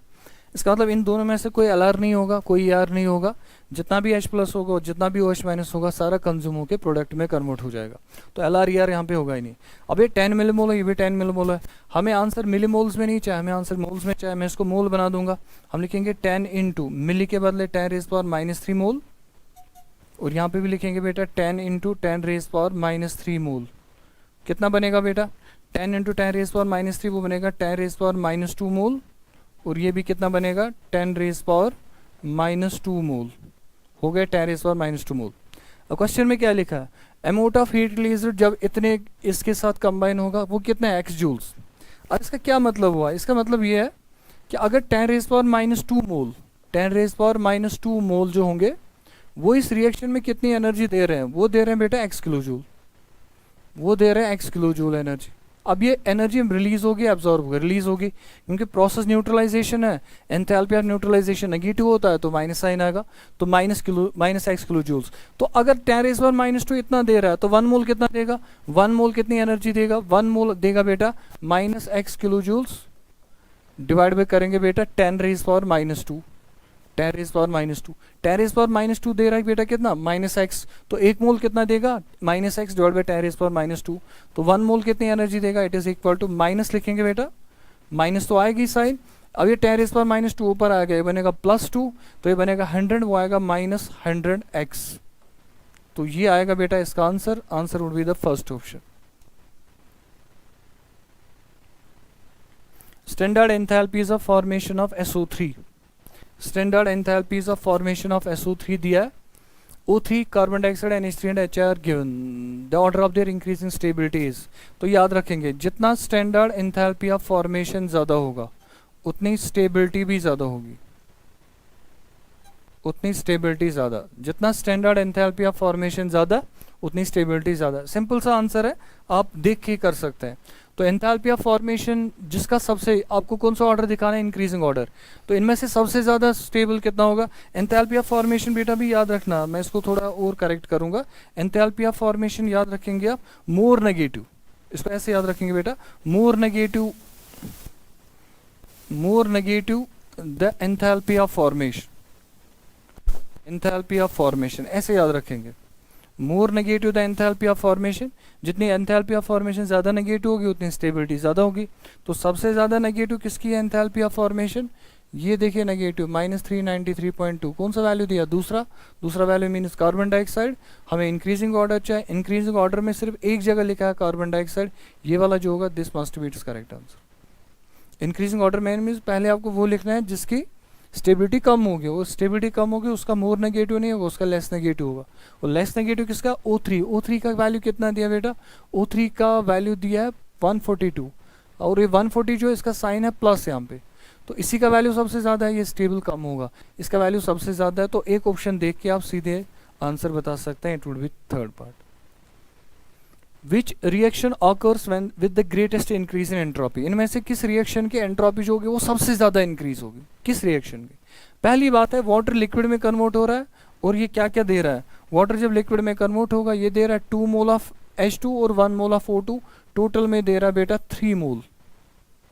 तो 3 मोल लिक्विड जो हो रहा है वो गैस में कन्वर्ट हो रहा है, 3 मोल बन रहा है. दूसरे ऑप्शन में लिखा है ट्वाइस NO देता है N2 प्लस O2, ये देता है बेटा 2 मोल. 2 मोल दे रहा है. 2 मोल गैस पहले भी थे, 2 मोल गैस उसके बाद भी है, पहले भी 2 मोल. इसके पहले गैशियस में कोई मोल नहीं था, ये दोनों गैशियस थे. अब ये भी 1 मोल गैशियस, 1 मोल गैशियस, ये दे रहा है 1 ही मोल, तो इसके 2 मोल से बन रहे हैं 1 मोल, इसके 2 मोल से बन रहे हैं, यहाँ पे एंट्रोपी डिक्रीज होगा. ब्रोमीन गैशियस दे रहा है प्लस क्लोरीन गैशियस, ये देते हैं ट्वाइस BrCl 2 मोल, ये 1 मोल, ये भी 1 मोल, ये बन रहे हैं 2 मोल, तो यहाँ पे बनेंगे 2 मोल. अब देखिए कितने से कितना बन रहा है, यहाँ पे लिक्विड स्टेट में से जा रहा है 2 मोल गैशियस, 3 मोल गैशियस, तो एंट्रोपी तो बहुत बढ़ेगा. लिक्विड गैशियस में जा रहा है 3 मोल बन रहा है, इसमें 2 मोल दे रहा है, 2 मोल गैशियस दे रहा है 2 mole, increase in entropy is nothing. यहाँ पे क्या हो रहा है बेटा, यहाँ पे 1 मोल गैशियस है, ये सॉलिड है, 1 मोल गैशियस देता है 1 मोल, तो उतनी एंट्रोपी इंक्रीज नहीं. इसके बाद यहाँ पे क्या होगा, ब्रोमीन एंड ब्रोमीन, यहाँ पे 2 जगह ब्रोमीन है, 1 मोल गैस लिखा है, वहाँ पे भी 2 मोल है. इसका आंसर जो होना चाहिए that must B it's first part इसका बेटा आंसर होगा. तो पहले पार्ट का में जो होगा, जो इंक्रीज इन एंट्रोपी है वो बहुत ज़्यादा होगा, क्योंकि वहाँ पे 3 मोल बन रहे हैं, और वो भी कहाँ से बन रहे हैं बेटा, लिक्विड स्टेट से बन रहे हैं. देखिए बेटा क्या, in which of the following reactions at constant pressure sign of work done is negative. इनमें से किसका साइन होगा वर्क डन का नेगेटिव. अब वर्क डन किसका नेगेटिव होगा, जिसमें एक्सपेंशन ज़्यादा होगा या जिनमें एक्सपेंशन होगा. तो एक्सपेंशन किस में हो रहा है, ये सॉलिड से जा रहा है बेटा गैस, सॉलिड से गैस का मतलब है कि इसमें वॉल्यूम बढ़ेगा, एक्सपेंशन हो जाएगा. तो पहली बात ये है, ये लिक्विड से जा रहा है सॉलिड, तो इसमें no expansion. Calcium carbonate solid है, वो सॉलिड में कन्वर्ट होगा, और किस में होगा, गैस में कन्वर्ट होगा. अब इसमें ये वाला ऑप्शन भी तो ठीक है, इसमें भी एक्सपेंशन हो रहा है, इसमें भी एक्सपेंशन हो रहा है, इसमें भी एक्सपेंशन हो रहा है. तब इस क्वेश्चन में करेक्शन तो होना ही चाहिए. करेक्शन क्या होना चाहिए, यहाँ पे जो सॉलिड लिखा बेटा, यहाँ पे जो सॉलिड लिखा होगा, इस सॉलिड की जगह लिखा हुआ होना चाहिए था, इसकी जगह लिखा होना चाहिए था गैस. अगर यहाँ पे गैस लिखा होता तो तब इसका भी एक्सपेंशन होता, और इसका आंसर जो होता है, इसका आंसर होता ऑल ऑफ दिस, तब इसका आंसर ऑल ऑफ दिस होता. अगर यहाँ पे लिखा होता गैस, अब यहाँ पे गैस नहीं होगा, तो इसका ऑप्शन जो होगा विदाउट राइटिंग दिस गैस वैस, तो इसका जो ऑप्शन होगा बेटा वो ऑप्शन याद रखेंगे आप. अगर ये गैस नहीं लिखा होगा तब इसके जो ऑप्शंस होंगे, ऑप्शंस वुड बी, इसका पहला ऑप्शन भी ठीक है, थर्ड ऑप्शन भी ठीक है, तो सेकंड वाले में करेक्शन है थोड़ा सा. The enthalpy change of a reaction of 50 ml of ethylene with 50 ml of H2 at this pressure is this, and what is the value of delta. देखिए बेटा कैसे करेंगे. Enthalpy change for the reaction of 50 ml of ethylene. Ethylene आप समझिए बेटा, ethylene किसको बोलते हैं. Enthalpy change for the reaction of 50 ml of ethylene. Ethylene क्या होता है बेटा, अगर H2 के साथ कंबाइन करेंगे तो इथाइलिन क्या होगा बेटा, इथाइलिन वुड बी इसका, देखिए बेटा इथाइलिन क्या है, इथाइलिन है बेटा आपका ईथेन जिसको आप बोलते हैं ईथीन, ETHANE, ईथीन का हाइड्रोजन के साथ हम कॉम्बिनेशन करेंगे, बनेगा बेटा C2H6। सिंपल सी बात है। इस क्वेश्चन में आपको प्रेशर भी दिया, इस क्वेश्चन में प्रेशर दिया 1.5 atm, और इसके अलावा आपको फॉर रिएक्शन है ethylene 50 ml of ethane, pressure is delta H, what is the value of delta U. आपको डेल्टा यू निकालो और आपको टेम्परेचर भी चाहिए, टेम्परेचर लेंगे आप बेटा, अगर ज़रूरत पड़ेगा तो देखेंगे बेटा। तो प्रेशर जो दिया वो 1.5 है और डेल्टा एच का वैल्यू दिया है। अब देखिए पहले इसका ये स्टोइचोमेट्रिक कोएफिशिएंट 1 है, यहाँ पे भी स्टोइचोमेट्रिक कोएफिशिएंट 1, यहाँ पे भी स्टोइचोमेट्रिक कोएफिशिएंट 1। Reaction is balanced. अगर रिएक्शन बैलेंस्ड है तो इसके कितने मोल्स लेने आपको, इसके कितने ml लिया आपने 50 ml, इसके भी लिए 50 ml, ये दोनों कंबाइन हो रहे हैं 1 मोल बना रहे हैं, ये भी बना है 50 ml। तो इन दोनों का कंबाइंड वॉल्यूम है 100 ml, इसका जो वॉल्यूम है वो 50 ml। तो वॉल्यूम चेंज हो रहा है, हाँ हो रहा है, डिक्रीज इन वॉल्यूम हो रहा है। जो चेंज इन वॉल्यूम होगा डेल्टा वी वो होगा -50 ml, लीटर्स में करेंगे तो इतना वैल्यू आएगा, वो this is decrease in volume. अब आपको क्या चाहिए, डेल्टा यू चाहिए। डेल्टा एच किसके बराबर होता है, delta U plus P delta V. तो delta U is equal to delta H plus P delta V. Delta U is equal to minus 0.31 यहाँ पे लिखा बेटा, नजर रखना 0.31 है लेकिन किलो जूल्स दिया, तो किलो जूल्स को आप जूल्स में कन्वर्ट करेंगे, इनटू करेंगे 10⁻3, ये आएगा प्रेशर 3/2 जो दिया है वहाँ पे 1.5 विच इज 3/2, डेल्टा वी -10⁻²। अब इसका जो यूनिट आएगा बेटा, इसका जो यूनिट आएगा ये वाला पी डेल्टा वी, इसका यूनिट आएगा बेटा ATM लीटर। उस ATM लीटर को जूल बनाना है तो मल्टीप्लाई करना है, जो हमने पहले ही क्वेश्चन में इनफैक्ट किया था। तो ATM लीटर को जूल में कन्वर्ट करेंगे तो ये आंसर आएगा। जब इनको कैलकुलेट करेंगे आंसर वुड बी दिस, और ये वाला जो पार्ट होगा इसका ये होगा बेटा first part would be the answer. Consider the following statements, ये स्टेटमेंट्स कंसिडर करो और इनमें से बताओ ठीक कौन है गलत कौन है। पहली बात, change in state function between two states is a definite quantity and does not depend on path. पहली बात तो ठीक है। तो पहली बात जो स्टेट फंक्शन होता है, state function change in state function between two states is a definite quantity, हाँ होती है डेफिनेट क्वांटिटी, इसको मेजर करा जा सकता है और ये पाथ पे डिपेंड नहीं करेगा। Intensive properties can be algebraically added, ये गलत है। इंटेंसिव प्रॉपर्टीज नॉन एडिटिव होते हैं, उनको हम ऐड नहीं कर सकते हैं। Ratio of two extensive properties results in a parameter that depends on the amount of substance. No, extensive properties का रेशियो निकालेंगे, आंसर इज इंटेंसिव, और इंटेंसिव जो तो अमाउंट पे डिपेंड नहीं करता, ये भी गलत होगा। उसके बाद क्या आएगा बेटा, तीसरा, molar heat capacity is an intensive property. यहाँ बिल्कुल सही है, मोलर हीट कैपेसिटी होता है इंटेंसिव प्रॉपर्टी। हीट कैपेसिटी खुद होता है extensive, but molar heat capacity जो होता है वो होता है इंटेंसिव। तो इसका आएगा इसका जो आंसर आएगा बेटा दूसरा, इंटेंसिव प्रॉपर्टीज कहाँ, cannot, I am sorry I miss read it, यहाँ पे थे कैनॉट, तो मैंने सोचा कि ये लिखा है कैन बी, तो ये भी इसका आंसर जो होगा वो ठीक होगा। Intensive properties can't be added, नहीं करते हैं वो एल्जेब्रिकली ऐड नहीं होता है, और ये ठीक लिखा है। इसका मतलब इसके पहले तो ये वाले करेक्ट है। Third option will be TTFT will be the answer. पहला ट्रू, दूसरा ट्रू, तीसरा फॉल्स और चौथा भी ट्रू है। देखिए बेटा नेक्स्ट क्वेश्चन क्या करना है। नेक्स्ट क्वेश्चन में क्या लिखा है, consider the following statements. In statements में आपको क्या करना है, delta G is negative for a physical process. Physical process क्या हो रहा है, जो वाटर है वो किस में कन्वर्ट हो रहा है बेटा, फिजिकल प्रोसेस क्या है, फिजिकल प्रोसेस आपको क्या दिया बेटा, वाटर लिक्विड होता है convert into water solid. Water liquid आपको दिया है, ये कन्वर्ट हो रहा है बेटा वाटर सॉलिड में, H2O सॉलिड में कन्वर्ट हो रहा है। वाटर लिक्विड अगर वाटर सॉलिड में कन्वर्ट होगा, क्या इसका डेल्टा जी नेगेटिव होगा, नहीं, ये तो स्पॉन्टेनियस नहीं है, अपने आप तो नहीं होगा। किससे हो जाएगा बेटा, हो जाएगा। टेम्परेचर दिया -20, तो अगर टेम्परेचर -20 डिग्री सेंटीग्रेड है, जो वाटर होगा वो खुद ब खुद फ्रीज हो जाएगा, सॉलिड में कन्वर्ट हो जाएगा। तो ये जो प्रोसेस होगा ये स्पॉन्टेनियस होगा, इसका जो डेल्टा जी होगा, delta G would be negative. ये ठीक लिखा है, delta is negative for a physical process water and -20। Molar entropy of vaporisation of ice is negative.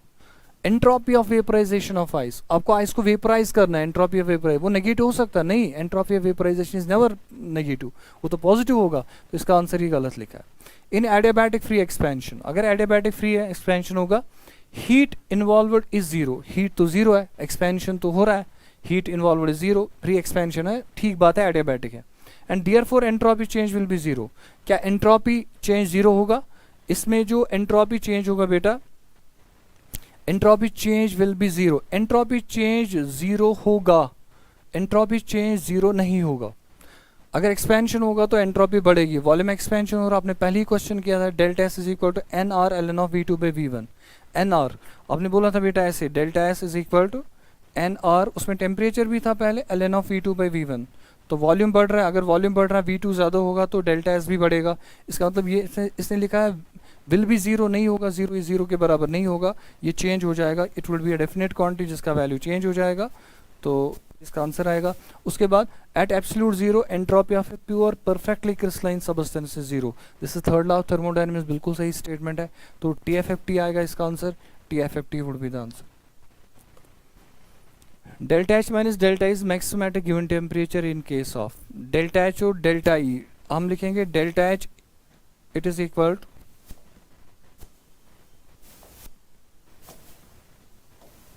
देखिए इक्वेशन क्या है, delta H it is equal to delta U plus P plus delta N G R T. अब equation दिए हैं तो हम ऐसे निकालेंगे delta N G R T, delta H minus निकालना हमें delta U, it is equal to delta N G R T, delta N G R T. अब आपको दिखाना है इन दोनों का जो डिफरेंस होगा वो मैक्सिमम होगा at a given temperature in case of. Maximum किस में होगा, आर टी कॉन्स्टेंट है जिसका डेल्टा एन जी ज़्यादा होगा, जिसका डेल्टा एन जी ज़्यादा होगा इन दोनों का डिफरेंस भी ज़्यादा होगा, बस कहानी ख़त्म। अब डेल्टा एन जी किसका ज़्यादा है वो आपको देखना पड़ेगा। P C L 5 gives you, इसका डेल्टा एन जी जो होगा वो होगा 1 के बराबर, इसका जो डेल्टा एन जी निकलेगा वो निकलेगा 1 के बराबर, delta N g is equal to 1। हाँ, इसका जो डेल्टा एन जी होगा सॉलिड सॉलिड, इसका डेल्टा एन जी आएगा 1, डेल्टा एन जी 1। इसका डेल्टा एन जी होगा सॉलिड गैस गैस, का डेल्टा एन जी आएगा 2, और इसका जो डेल्टा एन जी होगा गैस गैस वो आएगा -1। डेल्टा एन जी नहीं, delta N g would be equal to 0 क्योंकि 2 मोल है, यहाँ से भी 2 मोल है, third part is the correct. Which has the highest entropy पर मोल ऑफ सबस्टेंस, इनमें से सबसे ज़्यादा एंट्रोपी किसकी है, पर मोल ऑफ सबस्टेंस। देखिए हाइड्रोजन एंट्रोपी किसकी ज़्यादा होगी, एंट्रोपी इज टेम्परेचर डिपेंडेंट। अब सिंपल सी बात है, यहाँ पे लिखा है एटीएम, यहाँ पे भी एटीएम, यहाँ पे भी एटीएम, यहाँ पे एसटीपी लिखा है तो एटीएम ही होगा। अब एंट्रोपी किसकी ज़्यादा होगी, जिसका टेम्परेचर ज़्यादा होगा।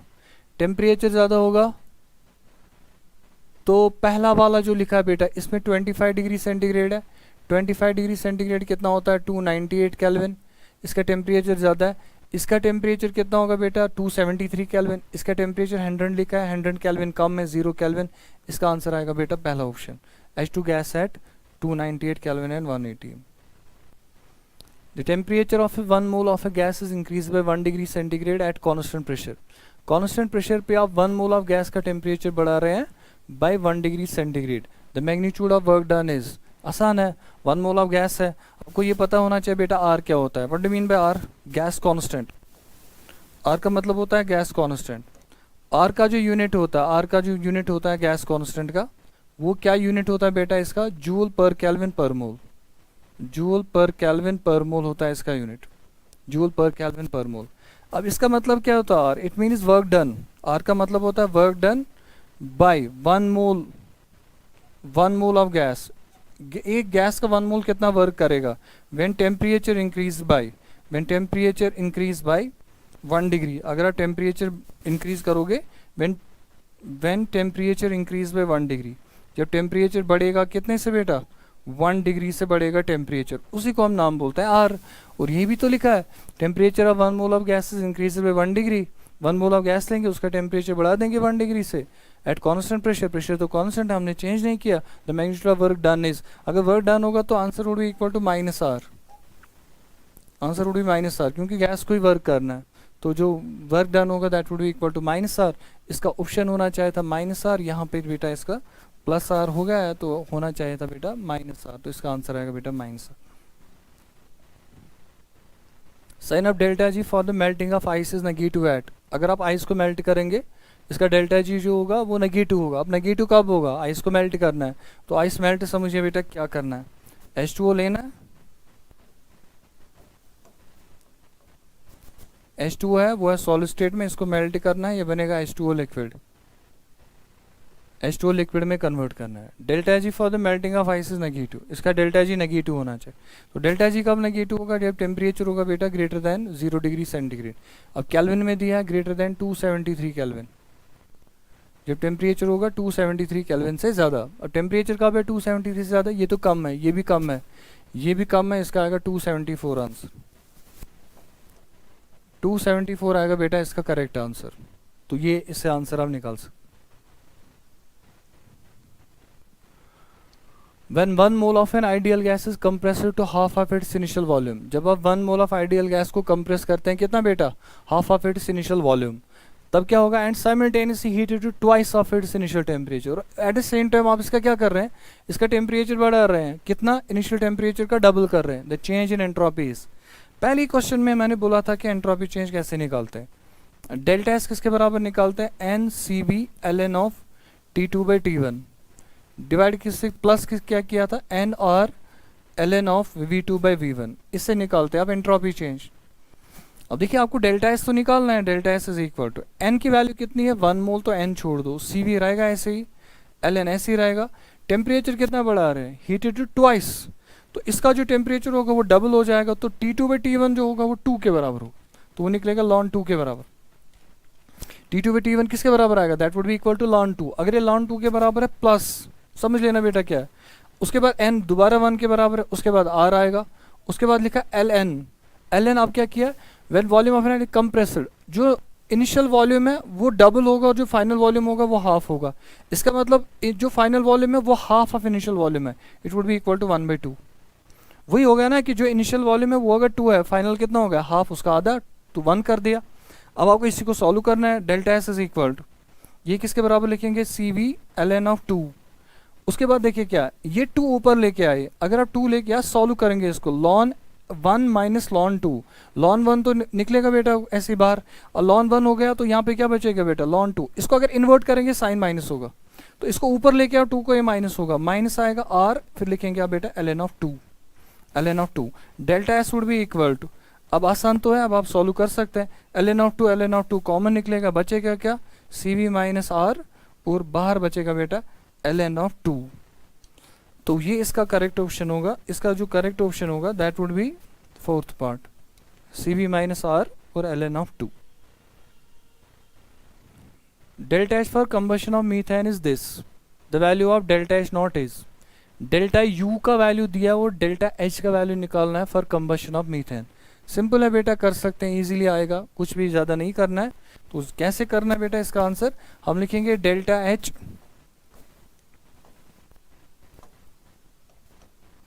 जो डेल्टा एच होता है it is equal to delta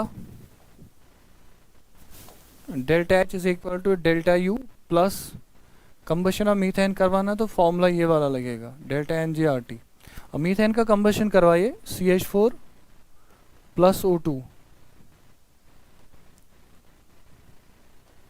CH4 plus twice O2, ये देगा carbon dioxide plus twice water,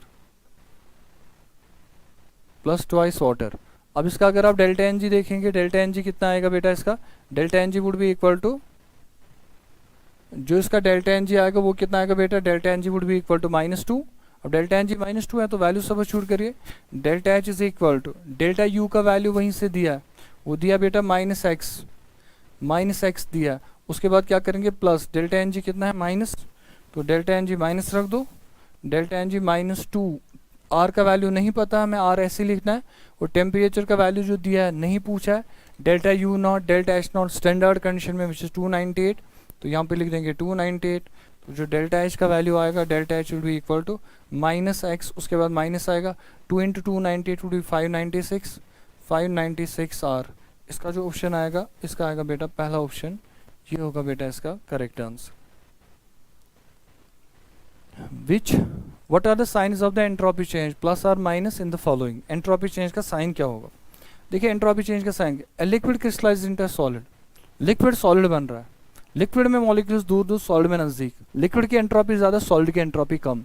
अगर सॉलिड की एंट्रोपी कम है, एंट्रोपी कम हो गई सॉलिड की, तो क्या हो गया, सॉलिड की एंट्रोपी डिक्रीज होगी, तो पहला नेगेटिव, इसका मतलब पहले 3 में से कोई भी आंसर आएगा तो नेगेटिव है, पहला वाले पार्ट का आएगा एंट्रोपी का साइन नेगेटिव, क्योंकि कम हो रहा है। Temperature of a crystalline solid is raised from 0 to 115 kelvin, temperature बढ़ाओगे एंट्रोपी खुद बढ़ेगी, प्लस इसका आएगा प्लस साइन, इसका मतलब है इनमें प्लस साइन नहीं है, अगर इनमें प्लस साइन नहीं है पहला पार्ट होगा करेक्ट आंसर, सिंपल सा आंसर है। Consider the following reactions, in reactions में आपको दिए हैं डेल्टा एच के वैल्यू दिए, in which case enthalpy of formation will be delta H by 2। इनमें से ऐसा कौन सा केस होगा जहाँ पे एंथैल्पी फॉर्मेशन होगा डेल्टा एच बाई 2। अब डेल्टा एच बाई 2 कैसे हो सकता है? जो रिएक्शन होगा एंथैल्पी ऑफ फॉर्मेशन में आपको क्या करना है, आपको बनाना है 1 मोल ऑफ सब्सटेंस। अगर आप 1 मोल ऑफ सब्सटेंस बना रहे, अगर किसी रिएक्शन में 2 मोल ऑफ सब्सटेंस बन रहा है from its elements in standard state, तब जो एंथैल्पी चेंज होगा 2 मोल्स के लिए उसको डिवाइड करेंगे 2, 1 मोल के लिए आंसर आएगा। देखते हैं रिएक्शन, पहला वाला रिएक्शन दिया N2 plus O2 gives twice NO। N2 भी इसका एलिमेंटल स्टेट, O2 भी इसका एलिमेंटल स्टेट, ट्वाइस NO बन रहा है, 2 मोल बन रहा है। 2 मोल्स के लिए जो एनर्जी है वो है बेटा बराबर x1 के बराबर। 1 मोल की एनर्जी जो होगी एंथैल्पी ऑफ फॉर्मेशन, यहाँ से निकालेंगे enthalpy of formation. Enthalpy of formation जो होगा डेल्टा एफ एच वो होगा बराबर बेटा x1 डिवाइडेड बाई 2। तो पहला ही आंसर लगता है इसका। दूसरा चेक कर लेंगे, यहाँ पे कार्बन मोनोऑक्साइड है, नहीं चलेगा क्योंकि एंथैल्पी ऑफ फॉर्मेशन में कंपाउंड नहीं होना चाहिए। इसमें भी कंपाउंड है, इसमें भी कंपाउंड है, पहले ही देख लेते तो ऐसे कर लेते। तो इसका आंसर आएगा बेटा फर्स्ट पार्ट, इसका आएगा ये वाला part. in which in the following reaction involving neutralization of HF weak acid and NaOH। HF आपने ले लिया, एक weak acid है, HF is a weak acid, HF is a weak acid plus इसका रिएक्शन करवाया बेटा NaOH के साथ। क्या दे रहा बेटा, एक तो दे रहा NaF प्लस दे रहा है वाटर H2O, ये दे रहा। उसके बाद क्या लिखा है, इसका जो डेल्टा H है, delta H enthalpy of neutralization वो है -68.6। The value is much higher than the heat of neutralization of strong acid with strong base। इतनी एनर्जी निकलनी चाहिए लेकिन ये ज़्यादा निकल रही है। आसान तो है, जब आप एक स्ट्रॉन्ग एसिड और स्ट्रॉन्ग बेस लेते हैं, उनके 1 मोल आपस में 1 equivalent of H plus 1 equivalent of OH minus combine होंगे तो इतनी एनर्जी निकलती है 57.3। अब यहाँ पे क्या किया इस क्वेश्चन में, इस क्वेश्चन में लिखा है कि HF तो वीक एसिड है, वीक एसिड होने के बाद ये स्ट्रॉन्ग बेस के साथ रिएक्शन करो और एनर्जी जो है वो स्ट्रॉन्ग एसिड से भी ज़्यादा दे रहा है। अब ऐसा क्यों दे रहा है, ये तो सिंपल आंसर, जो HF होता है इसमें जो F-1 होता है, F-1 एक छोटा आयन होता है, इसका क्या होता है, इसका हैवी हाइड्रेशन होता है। It is hydrated to a very heavy extent, इसका होगा बेटा हैवी हाइड्रेशन। जब इसका हैवी हाइड्रेशन होगा, उस हाइड्रेशन में क्या होगा, एनर्जी इज रिलीज, इसमें एनर्जी निकलेगी। वो जो एनर्जी इसमें निकलेगी उसको बोलते हैं एंथैल्पी ऑफ हाइड्रेशन। एक तो ये बेस के साथ रिएक्शन होगा, रिएक्शन दे रहा है और एंथैल्पी ऑफ न्यूट्रलाइजेशन निकलेगी। उसके अलावा इसका क्या हो जाएगा, इसका हाइड्रेशन होगा, हाइड्रेशन से और एनर्जी निकलेगी और इसकी जो हाइड्रेशन से एनर्जी होगी वो इसकी एनर्जी में ऐड हो रहा है, उसकी वजह से इसका वैल्यू जो आ रहा है वो आ रहा है 68.6। तो इसका आंसर क्या आएगा, there is hydration of F- in aqueous solution and the process exothermic. Hydration exothermic होता है, एनर्जी रिलीज होती है, वही जो एनर्जी रिलीज होगी वो उस जो न्यूट्रलाइजेशन से एनर्जी निकलेगी, heat of neutralization, enthalpy of neutralization, उसमें ऐड होकर टोटल वैल्यू दे देगा। Standard enthalpy of vaporization of water delta H for water is 40.66 kilojoules. The enthalpy of vaporization of water at for its 2 mole will be, इसके 2 moles का enthalpy of vaporization कितना होगा। आपको क्या दिया, enthalpy of vaporization for 1 mole आपको दिया है। तो enthalpy of vaporization for 1 mole कैसे निकालेंगे, आपको वाटर का vaporization ही करवाना है। जब आप वाटर का vaporization करवाएंगे वहाँ से डेल्टा एन जी निकालेंगे, वो डेल्टा एन जी करके आप निकालेंगे डेल्टा यू का वैल्यू। अब पहली चीज़ मैं इसका थेरेटिकली एक आंसर समझाऊंगा कैसे निकालना है थेरेटिकली। पहली बात है कि आपको दिया enthalpy of vaporisation delta H for water कितना दिया 40.66 किलोजूल। आपको डेल्टा एच का वैल्यू दिया है, जो डेल्टा एच वैल्यू दिया है वो दिया बेटा किसके बराबर 40.66 किलो जूल पर मोल, ये दिया आपको बेटा डेल्टा एच का वैल्यू। ओब्वियसली अगर डेल्टा एच का वैल्यू होगा तो डेल्टा यू का वैल्यू उससे कम होगा पर मोल। अगर हम देखेंगे ना डेल्टा एच का वैल्यू और डेल्टा यू का वैल्यू, डेल्टा एच 40 है तो डेल्टा यू का वैल्यू उससे कम होना चाहिए, लेकिन 1 मोल के लिए। अब कितना वैल्यू कम होगा वो हम देखेंगे। तो हम रिएक्शन इसका इक्वेशन लिखेंगे, जो वाटर है वेपराइजेशन करवाना है तो लिक्विड स्टेट से कहाँ जाएगा बेटा, वाटर इन गैसियस स्टेट। इस प्रोसेस का जो डेल्टा एन जी होगा that delta N g would be equal to 1। जो डेल्टा एन जी होगा वो किसके बराबर आएगा 1 के बराबर प्लस 1 के बराबर। तो आप लिखेंगे डेल्टा एच, इस प्रोसेस का जो डेल्टा एच होगा it would be equal to delta U plus delta N G R T. Delta N G R T आपको डेल्टा यू चाहिए, delta U is equal to delta H minus delta N G R T के बराबर।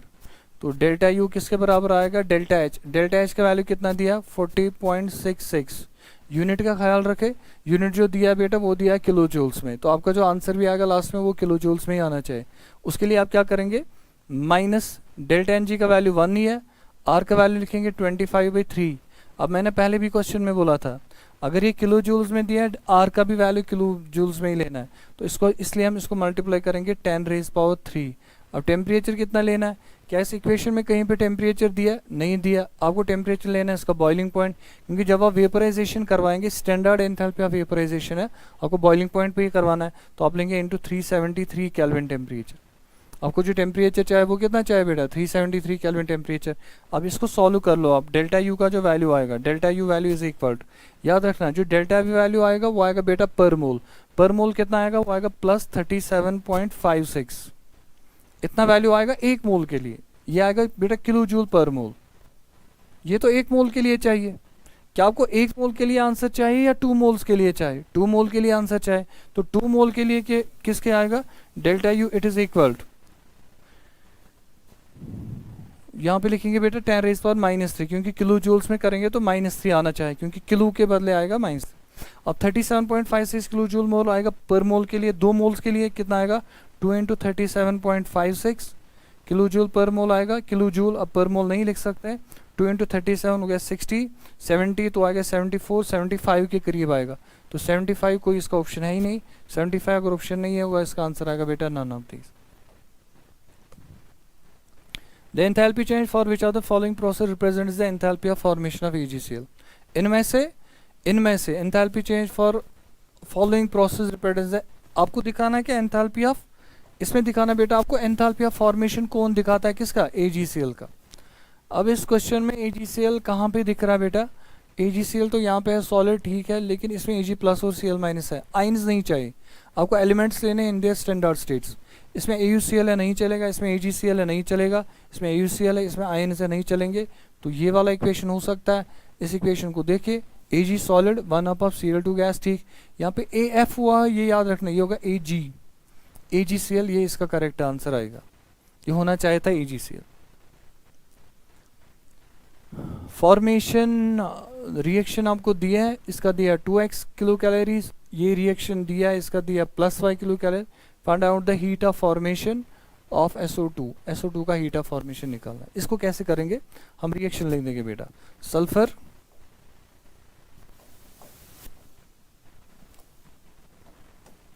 Sulphur plus, sulphur ले लिया हमने, +3/2 O2, ये gas ही है तो वो देगा सल्फर ट्राइऑक्साइड। इस रिएक्शन का जो डेल्टा H होगा वो है बराबर -2x, आंसर निकाल देंगे, आएगा -2x किलो कैलोरी। और दूसरा रिएक्शन जो दिया है वो दिया सल्फर डाइऑक्साइड +½ O2, वो क्या दे रहा है, वो दे रहा है बेटा सल्फर ट्राइऑक्साइड, वो गैस ही होगा, और डेल्टा H जो होगा वो इस प्रोसेस का कितना लिखा है, +y का मतलब है एनर्जी रिलीज हो रही है इसके साथ, तो -y के बराबर लिख दे। ये +y लिखा है कि सल्फर ट्राइऑक्साइड के साथ इतनी एनर्जी भी मिल रही है, अगर मिल रही है तो माइनस लिख देंगे। अब आपको क्या निकालना, आपको चाहिए enthalpy of formation of SO2। अगर आपको फॉर्मेशन ऑफ SO2 चाहिए तो SO2 आपको लेफ्ट साइड में चाहिए, SO2 आपको राइट साइड में चाहिए। अगर राइट साइड में चाहे तो इस इक्वेशन को उल्टा करना है, ये जो SO2 होगा बेटा, SO2 आपको चाहिए बेटा राइट साइड में, अगर राइट साइड में चाहे, लेफ्ट साइड में क्या चाहिए, ऑक्सीजन। इस इक्वेशन को उल्टा कर दो, आंसर खुद आएगा। इस इक्वेशन को उल्टा कर दो, ये उल्टा कर दो बस। अब उल्टा करके क्या आएगा, जो आंसर आएगा क्या निकलेगा, उल्टा करेंगे बेटा इस इक्वेशन को, क्योंकि SO2 आपको राइट में चाहे, SO3 इसका लेफ्ट में आएगा, SO3 कैंसिल हो जाएगा, 3/2 O2 के साथ 1/2 O2 कैंसिल हो जाएगा, वो बचेगा O2, तो S+O2 आएगा सिंपली SO2। तो इसका जो डेल्टा H आएगा बेटा इस रिएक्शन का, delta H would B -2x + y। Delta H इस रिएक्शन का कितना आएगा बेटा, -2x + y, this would be the delta H of the reaction. इसका ऑप्शन है ये कोई बेटा, इसका ऑप्शन है बेटा -2x + y। इसका कॉमन निकाल के वैल्यू बेटा, कॉमन कैसे निकाल के, delta H is equal minus common निकाल दो, इसको 2x ही लिख दो और इसको -y कर दो, माइनस और प्लस बनेगा माइनस, माइनस बनेगा प्लस, तो ये इसका होगा बेटा करेक्ट ऑप्शन। इसका जो करेक्ट ऑप्शन होगा second part. A system absorbs 20 kilo joule heat, एक सिस्टम है जो वो इतनी एनर्जी एब्जॉर्व करे 20 किलो जूल, हीट एब्जॉर्व कर रहा है और वर्क भी कर रहा है साथ साथ। कितना वर्क कर रहा है? 10 kilo joule work. Calculate the then internal energy change of the system will be. Absorb कर रहा है 20, सीधे आंसर बताए बेटा। एब्जॉर्व कर रहा है 20, वर्क कर रहा है 10। अगर वर्क 10 कर रहा है तो टोटल में एनर्जी बढ़ेगा बाई 10 जूल्स। डेल्टा यू आपको फर्स्ट लॉ ऑफ थर्मोडायनेमिक्स तो याद ही होगा। Delta U it is equal to किसके बराबर आएगा? Q plus W. अब डेल्टा यू किसके बराबर आएगा? कितनी एनर्जी एब्जॉर्व कर रहा है? 20 जूल, तो 20 जूल आएगा प्लस 20 जूल। उसके बाद क्या आएगा? वर्क कर रहा है, माइनस आएगा, माइनस 10 किलो जूल आएगा बेटा, plus 20 kilo joule minus 10 kilo joule. तो आंसर आएगा बेटा प्लस 10 किलो जूल। तो इंटरनल एनर्जी जो होगी वो बढ़ेगी by an amount of 10 kilo joules. इसका आंसर आएगा बेटा increase by 10 kilo joule. B part would be the correct answer. Match the following list 1 list 2 and select the correct option. आपको correct option ही select करना है। तो select कैसे करेंगे आप correct option? Correct option select करना ईजी है। पहला वाला प्रोसेस लिखा है के P is equal to Q. जो के पी है वो किसके बराबर है बेटा? क्यू के बराबर। जब के पी होगा क्यू के बराबर, खुद ही समझिए ना क्या है बेटा आंसर? इक्विलिब्रियम। अगर इक्विलिब्रियम कांस्टेंट रिएक्शन कोएफिशिएंट के बराबर होगा तो इक्विलिब्रियम होगा। इसका मतलब ए को आएगा बेटा 3, ए को आएगा 3। दूसरी बात, अब देखिए बेटा टी डेल्टा एस, पहले बाकी ऑप्शन देखेंगे। Q is equal to minus W. Q means plus Q, plus Q is equal to minus W. जब प्लस क्यू होगा माइनस डब्ल्यू के बराबर, इसका जो एक्चुअल में इक्वेशन है वो ये वाला इक्वेशन है। इसका जो एक्चुअल में इक्वेशन है बेटा, इसका इक्वेशन ये होगा delta U it is equal to Q plus W. अब डेल्टा यू का वैल्यू 0 रख दो, क्यू यहाँ लाओ, क्यू आएगा बेटा, या डब्ल्यू को ही यहाँ लाओ, दोनों में से एक जो आपकी मर्जी है। क्यू को यहाँ लाओ तो वो आएगा minus Q it is equal two plus W, minus Q it is equal two plus W, ये आएगा। साइन इंटरचेंज कर दो, साइन इंटरचेंज करोगे आप लिख सकते हैं plus Q is equal to minus W. यहाँ पे माइनस क्यू है, यहाँ पे प्लस है, आप इन साइंस को इंटरचेंज कर सकते हैं। साइन इंटरचेंज हो गया तो प्लस क्यू आ गया माइनस डब्ल्यू के बराबर। अगर प्लस क्यू आ गया माइनस क्यू के बराबर, इसको याद रखना, इस प्रोसेस के लिए डेल्टा यू का जो वैल्यू होगा वो होगा 0 के बराबर। और किस प्रोसेस का डेल्टा यू 0 होगा? अगर वो होगा बेटा आइसोथर्मल प्रोसेस। तो ये प्रोसेस होना चाहिए आइसोथर्मल प्रोसेस। तो जो डी होगा उसका जो आंसर आएगा वो सेकंड आएगा। जो डी होगा उसका आंसर ये बेटा डी का आंसर सेकंड आएगा, डी का आंसर सेकंड, डी का आंसर। तो इसका मतलब और एक ऑप्शन सॉल्व करने का। When delta is positive delta is negative, पहले ही मैंने बोला जब हम पहले क्वेश्चन कर रहे थे, अगर डेल्टा इज पॉजिटिव होगा प्रोसेस का, डेल्टा इज पॉजिटिव का मतलब जो एनर्जी वो बढ़ रही है, delta is negative entropy decrease हो रही है, तो क्या है प्रोसेस को स्पॉन्टेनियस बनाएगा? Non spontaneous. सीधे बनाएगा नॉन स्पॉन्टेनियस, तो ऑलवेज नॉन स्पॉन्टेनियस बनेगा। अब देखिए ए वाले को 3 आ गया, ए वाले को 3 आएगा। उसके बाद देखिए सी वाले को क्या आएगा बेटा? सी वाले को आएगा फर्स्ट पार्ट। जो सी वाला होगा इसको आएगा बेटा फर्स्ट पार्ट, सी वाला फर्स्ट पार्ट। तो इसका जो आंसर आएगा वो ये वाला आएगा बेटा आंसर, क्योंकि डी का सेकंड है, डी का सेकंड है वो यहाँ पे, तो इसका ये वाला आएगा बेटा आंसर।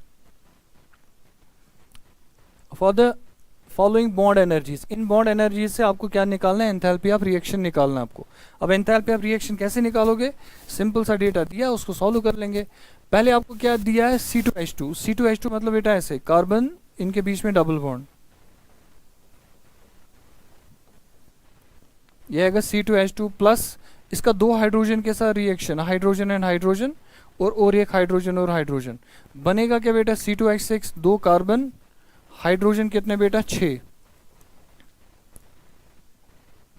हाइड्रोजन होंगे इसमें बेटा, 6 हाइड्रोजन्स हो गए, ये 6 हाइड्रोजन्स।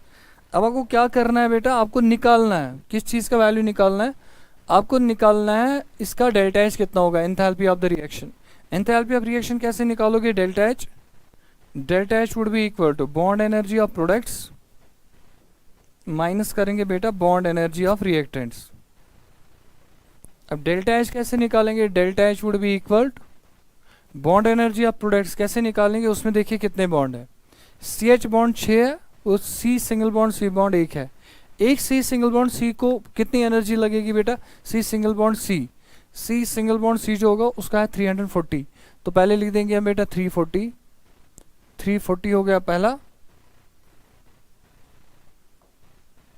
बनेगा इसका 340 प्लस, उसके बाद सी एच बॉन्ड कितना है? 6, जो सी एच सिंगल बॉन्ड है वो है 6 425, इसको लिखेंगे बेटा 6 इंटू 425,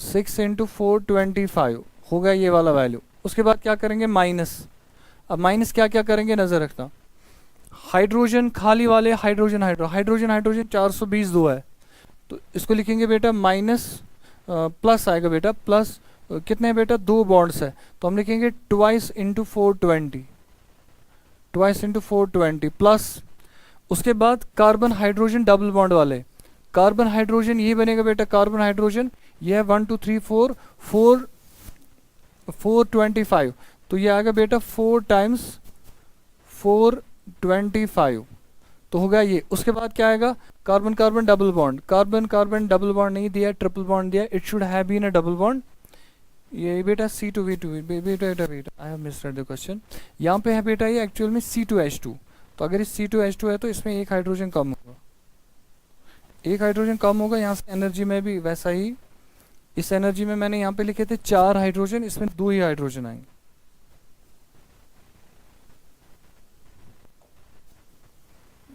प्लस 2 इंटू 425, उसके बाद आएगा कार्बन डबल बॉन्ड एक, यहाँ पे ट्रिपल बॉन्ड का दिया है तो 601 लेंगे, डबल बॉन्ड का ही दिया होगा प्लस 601, इस सब को सॉल्व करोगे, इसका जो डेल्टा एच आएगा, delta H would be equal to -599, ये आएगा बेटा इसका आंसर किलो जूल पर मोल। इस सब को सॉल्व कर लो और इसका आंसर आएगा -599 किलो जूल पर।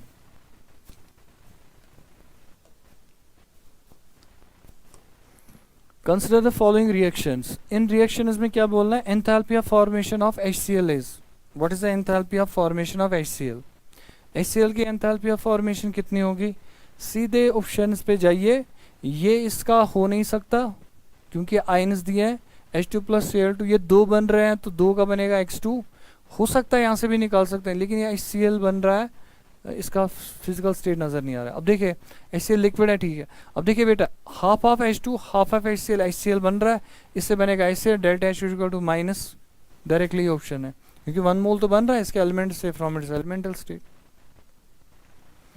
कंसिडर द फॉलोइंग प्रोसेस, इसमें ये इतने प्रोसेस आपको दिए हैं, आपको इस वाली प्रोसेस का आंसर निकालना है, इस वाली प्रोसेस का आंसर निकालना है, इस वाली प्रोसेस का आंसर कैसे निकालेंगे समझ लेना, सीधे डायरेक्टली ऑप्शंस पे जाइए, डायरेक्टली इक्वेशंस पे जाइए, आपको लेफ्ट साइड में एक बी बचाना है, एक बी बचाना है, इसमें यहाँ पे बी है, यहाँ भी बी है, यहाँ 2 बी, यहाँ 3 बी, हम क्या कर लेंगे, हम इन इक्वेशंस को ऐसे ही रहने देंगे, ये लेफ्ट साइड में 3 बी, ये राइट साइड में 2 बी, 2 कैंसिल हो जाएंगे, एक बचेगा, तो एक बच रहा है, इस इक्वेशन को रहने दो ऐसे ही। डी लेफ्ट साइड में आपको चाहिए एक, डी आपको चाहिए लेफ्ट साइड में एक, अब डी कहाँ पे प्रेजेंट है, डी आपको चाहिए, यहाँ देखो बेटा यहाँ पे राइट साइड में डी है, लेकिन इस इक्वेशन को आप बदल नहीं सकते हैं, यहाँ पे राइट साइड में 8 डी है, यहाँ पे राइट साइड में 2 डी है, इस इक्वेशन को उल्टा करके आओ, अगर आप इस इक्वेशन को उल्टा करेंगे तो यहाँ पे वैल्यू कितना आएगा, -125 ही रहेगा, अगर इस इक्वेशन को उल्टा करेंगे तो लेफ्ट साइड में 2 डी आएंगे, 8 डी के साथ कैंसिल हो जाएगा, तब ये जो आंसर बनेगा बनेगा -350, हो गया ये वाला वैल्यू। उसके बाद आपको क्या करना है बेटा, राइट साइड में आपको सी चाहिए, 2C खुद ही आएगा राइट साइड में, G खुद ही आएगा राइट साइड में, A कैंसिल हो जाएगा इसके साथ, A कैंसिल हो जाएगा और B भी कैंसिल हो जाएगा, इसको कुछ नहीं करना है, +150 रहने देना, तो +150 इसका बेटा हम देख लेंगे, ये +150 होगा, इस इक्वेशन को इन्वर्ट करना है, एक इन्वर्ट करेंगे तो ठीक है बेटा, इसका आंसर आपको डायरेक्टली आएगा, इन दो को सम करिए आप, ये 350 और 125 जो होगा वो होगा बराबर 3, इनका 475 -150 वो आएगा 325, लेकिन माइनस आएगा आंसर, -325 जो होगा वो इसका आंसर होगा, इसका आएगा बेटा 4th part would be the correct answer, ये आएगा बेटा इसका करेक्ट आंसर। इन दोनों का देखिए आप बेटा, अगर आप इनको माइनस करेंगे तो माइनस करके आएगा इन दो के वैल्यूज, इक्वेशन ये निकलेगा बेटा। The entropy of fusion of water is this, आपको entropy of fusion of water दिया है और आपको क्या करना है, आपको निकालना है entropy of fusion of water आपको दिया है, आपको निकालना है entropy of fusion of enthalpy of fusion, entropy दिया है, एंथैल्पी ऑफ फ्यूजन आपको निकालना है, तो इक्वेशन क्या काम आएगा, इक्वेशन लिखेंगे बेटा delta G it is equal to delta H minus T delta S. तो अगर आपको निकालना है बेटा एंट्रोपी ऑफ फ्यूजन और यहाँ पे लिखा है एंथैल्पी ऑफ फ्यूजन, तो इसका मतलब ये आपस में, ये तो डेल्टा जी का वैल्यू तो 0 होगा, फिर डेल्टा जी वैल्यू जो 0 लेंगे आप लेंगे डेल्टा एच का वैल्यू, एंट्रोपी ऑफ फ्यूजन दिया है, डेल्टा एच नहीं दिया है, delta H is equal to minus T. Temperature आपको लेना है 273 और डेल्टा एच का वैल्यू दिया बेटा 5 पॉइंट इंटू करेंगे बेटा 5.260। इसको यहाँ लेके आओ बेटा, इसको वहाँ आंसर जो दिया है वो दिया किलो जूल्स में बेटा, जो आंसर दिया वो दिया किलो कैलोरीज, ये भी किलो कैलोरीज, ये भी किलो कैलोरीज, ये भी किलो, इसलिए इसको भी कन्वर्ट करना पड़ेगा किलो में। जब इसको किलो में कन्वर्ट करेंगे तो यहाँ पे डिवाइड करना पड़ेगा बेटा इसको 1000, तो ये खुद ही आएगा किलो कैलोरीज में। डेल्टा एच लेफ्ट साइड में लेके आओ, minus delta H it is equal to minus 273 into 5.260 divide by 1000।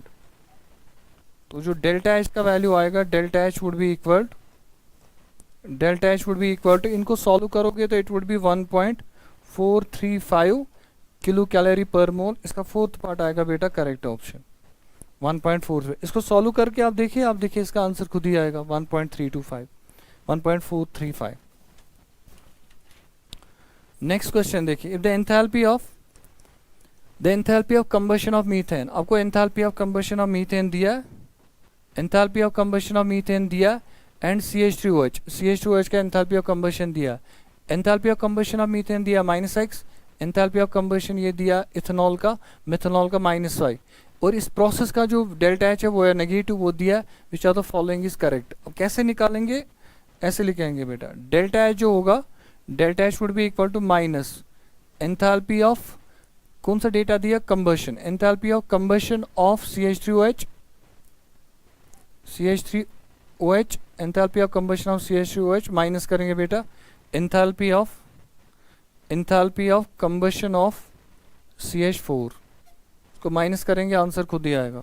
तो डेल्टा एच जो होगा it would be equal to minus enthalpy of combustion of CH3OH कितना बेटा, CH2OH का -y, तो यहाँ पे लिख देंगे -y माइनस इसका जो आंसर आया बेटा वो आएगा -x इसका वैल्यू। तो डेल्टा एच किसके बराबर आएगा, delta H would be equal to minus हो गया बेटा प्लस, माइनस होगा प्लस माइनस, ये आएगा it is equal to y minus X आना चाहिए। तो डेल्टा एच जो होगा वो y माइनस एक्स है, लेकिन इसमें वहीं से लिखा है कि डेल्टा एच जो है वो नेगेटिव है। अगर इस प्रोसेस का डेल्टा एच बेटा नेगेटिव होगा, इसका मतलब डेल्टा एच नेगेटिव आंसर आना चाहिए, किसी भी तरीके से आंसर आना चाहिए। अगर डेल्टा एच नेगेटिव लाना है तो x का जो वैल्यू होना चाहिए वो ज़्यादा होना चाहिए देन किसके, y के वैल्यू के, इसलिए जो इसका ऑप्शन आएगा वो आना चाहिए x का वैल्यू y, x का वैल्यू जो ज़्यादा वैल्यू होना चाहिए वो ज़्यादा होना चाहिए than y। First part would be the correct answer. The value of delta H and delta S for the reaction के डेल्टा एच और डेल्टा एस वैल्यूज दिए हैं, ठीक दिए हैं दोनों वैल्यूज। द रिएक्शन भी स्पॉन्टेनियस एट, तो आपको ज़्यादा कुछ करना है नहीं। तो डेल्टा जी जो होगा बेटा it would be equal to delta H minus T delta S. आपको डेल्टा जी का साइन चेक करना है, डेल्टा जी कब निकलेगा नेगेटिव, तभी तो स्पॉन्टेनियस होगा।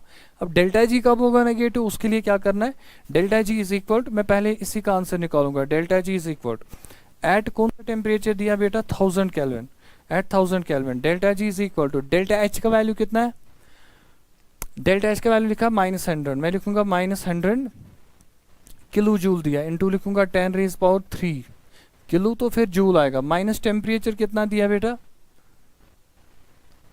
टेम्परेचर दिया 1000 जो हम यहीं से ले रहे हैं 10⁻³ इंटू डेल्टा एस का वैल्यू कितना दिया, माइनस दिया 10 ये दिया 100, इसको भी इंटू करेंगे 10 कितना बेटा 10 लेकिन ये जूल दिया तो 100 ही आएगा, यहाँ पे 100 ही आएगा, -100 कर देंगे।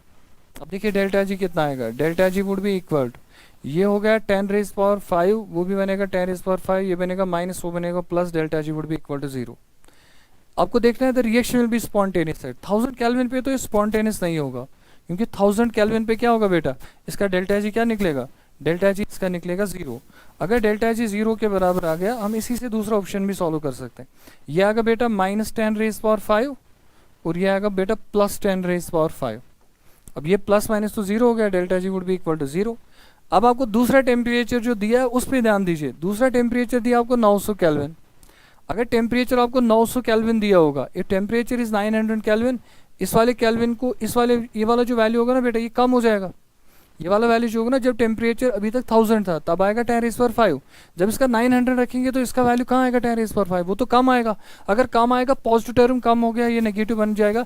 इसका मतलब जो 900 केल्विन होगा, 900 केल्विन पे जो इस रिएक्शन का डेल्टा जी होगा वो होगा बेटा नेगेटिव। ये होगा इस टेम्परेचर पे स्पॉन्टेनियस। अब रिएक्शन क्या दिया, consider the following reaction. The heat of formation of carbon monoxide is, यहीं से कर लेंगे option. Heat of formation of carbon monoxide, आपको कौन सा इक्वेशन चाहिए? इक्वेशन चाहिए आपको carbon plus half of O2। Half of O2 जो होगा वो बनाएगा बेटा कार्बन मोनोऑक्साइड। ये इक्वेशन आपको चाहिए। तो आपको क्या चाहिए? एक तो कार्बन चाहिए, कार्बन वहीं से दिया। कार्बन चाहिए बेटा 1, कार्बन ऐसे ही चाहिए, नो प्रॉब्लम। ऑक्सीजन चाहिए आपको आधा, और कार्बन मोनोऑक्साइड चाहिए राइट में। इस कार्बन मोनोऑक्साइड को उठा के उसको रिवर्स कर दो, तो पहला इक्वेशन जो होगा, अगर आपको डेल्टा एच निकालना है इस प्रोसेस का, जो डेल्टा एच होगा बेटा, delta H would be equal to, ये वाला जो कार्बन है, कार्बन आपको लेफ्ट साइड में ही चाहिए। फॉर्मेशन ऑफ कार्बन मोनोऑक्साइड करना है तो कार्बन लेफ्ट में चाहिए, 1 है तो 1 ही चाहिए। इस रिएक्शन को ऐसे ही रहने दो, ये बनेगा बेटा एक्स। हो गई पहली बात। दूसरी बात, अब हम दूसरा क्या ले रहे हैं बेटा? दूसरा आपको चाहिए ऑक्सीजन। ऑक्सीजन किस साइड में चाहिए? लेफ्ट साइड में, आधा चाहिए। इस इक्वेशन को रिवर्स करेंगे, कार्बन डाइऑक्साइड यहाँ, कार्बन डाइऑक्साइड मोनोऑक्साइड वहाँ, तो ये आएगा एक्स, उसको हो जाएगा वाई, ये बनेगा बेटा एक्स माइनस वाई। अगर ये x माइनस वाई बन गया, हमारा ऑप्शन कोई है बेटा x माइनस वाई है, x minus Y kilo joule पर मोल। पहली बात, जो ये आपको इक्वेशन चाहिए, हीट ऑफ फॉर्मेशन आपको चाहिए कार्बन मोनोऑक्साइड का, carbon half of oxygen gives carbon monoxide. अगर आपको चाहिए क्या क्या है, अब देखिए रिक्वायरमेंट क्या है। रिक्वायरमेंट है 1 कार्बन यहाँ पे भी है, ठीक। ऑक्सीजन आधा चाहिए, ये एक ऑक्सीजन है, ये आधा है। इस रिएक्शन को ऐसे उल्टा दो, ये कार्बन डाइऑक्साइड जो होगा ये यहाँ आएगा। अगर कार्बन डाइऑक्साइड यहाँ आएगा तो साइन से मैंने थोड़ा सा इसको किया था बेटा, मैं साइन सही करके बताऊंगा। देखिए बेटा क्या होगा, तो अगर इस रिएक्शन को उल्टा करेंगे, पहली जो रिएक्शन दी है, इस रिएक्शन का जो डेल्टा एच है वो है माइनस एक्स। इस रिएक्शन का जो डेल्टा एच होगा वो होगा माइनस वाई। अब आप देखिए बेटा कैसे कर लेंगे। तो अब आपको क्या करना है, पहली वाली रिएक्शन का माइनस एक्स ही लिख देंगे। दूसरी रिएक्शन का जब उल्टा करेंगे तो वो बनेगा plus Y, minus X plus Y, minus X plus Y, तो वो आएगा बेटा Y minus X, it is equal to Y minus X. तो जो वाई माइनस एक्स होगा that would be the third option would be the correct answer. The enthalpy change for the following reaction is 368। इस reaction का enthalpy change आपको दिया, वो दिया 368। तो हो क्या रहा है रिएक्शन, OF2 है, ऑक्सीजन के साथ 2 बॉन्ड्स है, ये टूट रहा है शायद, तो एक तो ऑक्सीजन अलग निकल रहा है और 2 फ्लोरीन अलग निकल रहे हैं। तो करना क्या प्रोसेस, इन बॉन्ड्स को तोड़ना है। इन बॉन्ड्स को तोड़ने के लिए जो आप एनर्जी दे रहे हैं डेल्टा एच, वो कितनी एनर्जी दे रहे हैं आप? 368 किलो जूल्स। 368 किलो जूल आप एनर्जी दे रहे हैं।